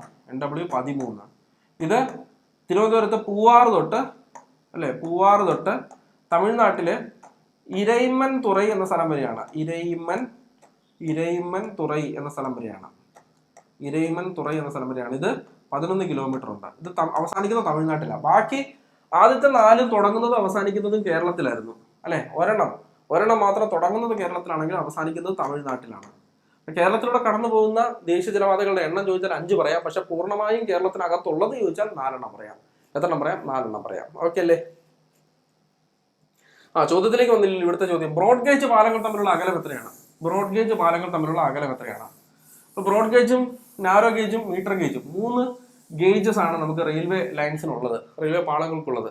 അതിനകത്ത് ബ്രോഡ് ഗേജ് ആണ് ഏറ്റവും വീതിയുള്ള പാലം എന്നറിയപ്പെടുന്നത്. പിന്നെ പുസ്തകത്തിൽ മീറ്റർ ഗേജ് പറയുന്നുണ്ട്. അത് 1 കിലോമീറ്ററേ ഉള്ളൂ മീറ്റർ ഗേജ്. പിന്നെ വരുന്നത് നാരോ ഗേജ് ആണ്. നാരോ ഗേജ് ഇവിടെ കൊടുത്തിട്ടുണ്ട്. ഇത് രണ്ടും നാരോ ഗേജ് ആണ്. 0.762 മീറ്ററും അതേപോലെ തന്നെ 0.610 മീറ്ററും നാരോ ഗേജ് ആണ്. മീറ്റർ ഗേജ് എന്ന് പറയുമ്പോൾ 1 മീറ്റർ. 2 പാളങ്ങൾ തമ്മിലുള്ള വീതി 1 മീറ്റർ വന്നാൽ അത് മീറ്റർ ഗേജ്. 2 പാലങ്ങൾ തമ്മിലുള്ള വീതി 0.762 മീറ്ററോ 0.610 മീറ്ററോ വന്നാൽ അത് നാരോ ഗേജ്. നമ്മുടെ ആൻസർ എ ആണ്. 1.676 മീറ്റർ. 676 മീറ്റർ. 1.676 മീറ്റർ. ഇതാണ് നമ്മുടെ ആൻസർ. ഇതാണ് ബ്രോഡ് ഗേജ് പാലം എന്നറിയപ്പെടുന്നത്, അല്ലെങ്കിൽ ബ്രോഡ് ഗേജിന്റെ വീതി എന്നറിയപ്പെടുന്നത്. നീളമല്ല, വീതി എന്നറിയപ്പെടുന്നത്. കൊങ്കൺ റെയിൽവേ സംബന്ധിച്ച് തെറ്റായ പ്രസ്താവന ഏത്? അടുത്ത ചോദ്യം. മംഗലാപുരം മുതൽ റോഹ വരെ ബന്ധിപ്പിക്കുന്നു. ശരി. 1998 ജനുവരി 26 ഉദ്ഘാടനം ചെയ്തു. ശരി. ആകെ ദൈർഘ്യം 780 കിലോമീറ്റർ. തെറ്റ്. പുസ്തകത്തിൽ ആകെ ദൈർഘ്യം 760 കിലോമീറ്റർ പറയുന്നുള്ളൂ. സോ അത് തെറ്റ്. മഹാരാഷ്ട്ര, ഗോവ, കർണാടക എന്നീ സംസ്ഥാനങ്ങൾ ഈ പദ്ധതിയുടെ ഭാഗമാണ്. ശരിയാണ്. മഹാരാഷ്ട്ര, ഗോവ, കർണാടക. മംഗലാപുരം തൊട്ട് റോഹ എന്ന് പറയുമ്പോൾ കർണാടക വരുന്നുണ്ട്, ഗോവ വരുന്നുണ്ട്, മഹാരാഷ്ട്ര വരുന്നുണ്ട്. സോ ആദ്യത്തെ ഇത് മാത്രം ഓപ്ഷൻ സി ആണ് തെറ്റായ പ്രസ്താവന. ആകെ ദൈർഘ്യം 750 അല്ല 760. സോ അതാണ് നമ്മുടെ ആൻസർ ഇവിടെ കേട്ടോ. ഓപ്ഷൻ സി ആണ് നമ്മുടെ ആൻസർ എന്നറിയപ്പെടുന്നത്. ഇന്ത്യയിൽ ആകെ റാപ്പിഡ് ട്രാൻസിറ്റുകളുടെ എണ്ണം, പേര് കേട്ട് ഞെട്ടണ്ട. റാപ്പിഡ് ട്രാൻസിറ്റ് എന്ന് വെച്ചാൽ മെട്രോ ട്രെയിൻസ് എന്നാണ് ചോദിച്ചേക്കുന്നത്. മെട്രോ റെയിലിന്റെ മറ്റൊരു പേരാണ് റാപ്പിഡ് ട്രാൻസിറ്റ് കേട്ടോ. മെട്രോസിന്റെ മറ്റൊരു പേരാണ് റാപ്പിഡ് ട്രാൻസിറ്റ്. ഇന്ത്യയിൽ ആകെ നിലവിലുള്ളതിൽ ഏറ്റവും എത്ര റാപ്പിഡ് ട്രാൻസിറ്റ് ഉണ്ടെന്നാണ് ചോദ്യം. 16, 15. കൊച്ചി കേരളത്തിലെ ഏക റാപ്പിഡ് ട്രാൻസിറ്റ് ആണ്, മെട്രോ ആണ്. അപ്പൊ 16, 15, 17, 19. ആൻസർ ഏതാണ്? ഓപ്ഷൻ സി ആണ്, 17 ആണ്. പെട്ടെന്ന് ഒന്ന് പഠിച്ചോണം. ഇത് മെട്രോ റെയിൽവേ. ഇന്ത്യയിലെ ആദ്യത്തെ മെട്രോ കൊൽക്കത്ത മെട്രോ ആണ്, 1984 വരുന്നു. രണ്ടാമത്തെ മെട്രോ കുറച്ച് വർഷങ്ങൾക്ക് ശേഷം 95 ന്യൂഡൽഹിയിൽ വരുന്നു. ഇതാണ് രണ്ടാമത്തെ മെട്രോ. ഇന്ത്യയിലെ ഏറ്റവും ദൈർഘ്യമേറിയ മെട്രോ, ഏറ്റവും കൂടുതൽ കിലോമീറ്റർ റൺ ചെയ്യുന്ന മെട്രോ ഈ ന്യൂഡൽഹി മെട്രോ തന്നെയാണ്. ആദ്യത്തെ ഗ്രീൻ മെട്രോ എന്നറിയപ്പെടുന്നതും ന്യൂഡൽഹി മെട്രോയാണ്. ദക്ഷിണേന്ത്യയിൽ ആദ്യത്തെ മെട്രോ എന്ന് ചോദിച്ചാൽ നമ്മുടെ ബംഗളൂരു നമ്മ മെട്രോ എന്നറിയപ്പെടുന്നു. ബംഗളൂരു നമ്മ മെട്രോ. എട്ടാമത്തെ മെട്രോയാണ് കൊച്ചിയിൽ വരുന്നത്. നമ്മുടെ കൊച്ചിയിലെ മെട്രോ എന്ന് പറയുന്നത് ഇന്ത്യയിലെ എട്ടാമത്തെ മെട്രോയാണ്. 17 ജൂൺ 2017 ഇത് നിലവിൽ വരുന്നു. 17ാമത് മെട്രോ, ലാസ്റ്റ് മെട്രോ, നിലവിലുള്ള അവസാനത്തെ മെട്രോ, നിലവിൽ അവസാനമായിട്ട് ഉദ്ഘാടനം ചെയ്യപ്പെട്ട മെട്രോ ആഗ്ര മെട്രോയാണ് 2 മാസങ്ങൾക്ക് മുമ്പ്, മാർച്ച് 6, 2024. ഇനി മെട്രോസ് ഓൾറെഡി പണിതുകൊണ്ടിരിക്കുകയാണ്. ഇപ്പൊ തന്നെ ഒരു 6 മുതൽ കൺസ്ട്രക്ഷൻ നടന്നുകൊണ്ടിരിക്കുന്നു. ചിലപ്പോൾ അതെല്ലാം 17, 18, 19 ആയിട്ട് നമുക്ക് പഠിക്കേണ്ടി വരും മുമ്പോട്ട്. ഇന്ത്യയിലെ ആദ്യത്തെ അണ്ടർ വാട്ടർ മെട്രോ എന്ന് പറയുന്നത് കൊൽക്കത്ത മെട്രോ ആണ്. ഇന്ത്യയിലെ ആദ്യത്തെ അണ്ടർ വാട്ടർ മെട്രോ ആണ് കൊൽക്കത്ത. ഹൂഗ്ലി നദിക്ക് അടിയിലൂടെയുള്ള മെട്രോ. ഇത് ഉദ്ഘാടനം ചെയ്ത് അടുത്താണ്. ഇത് ഒരു കറണ്ട് അഫയർ ആണ്. 2024 മാർച്ച് 6. 2024 മാർച്ച് 6. ഇതൊരു കറണ്ട് അഫയർ ആണ്. ഈ ആഗ്ര മെട്രോ ഒരു കറണ്ട് അഫയർ ആണ്. ആഗ്ര മെട്രോ കേട്ടോ. ഏതാണ്? 6 മാർച്ച് 2024. മാർച്ച് 6, 2024. തെക്കേ ഇന്ത്യയിലെ ആദ്യ റെയിൽവേ ലൈൻ നിലവിൽ വന്ന വർഷം ഏതാണ്? തെക്കേ ഇന്ത്യയിലെ ആദ്യത്തെ റെയിൽവേ ലൈൻ കേരളത്തിലാണോ വന്നത്? അല്ല, തമിഴ്നാട്ടിലാണ്.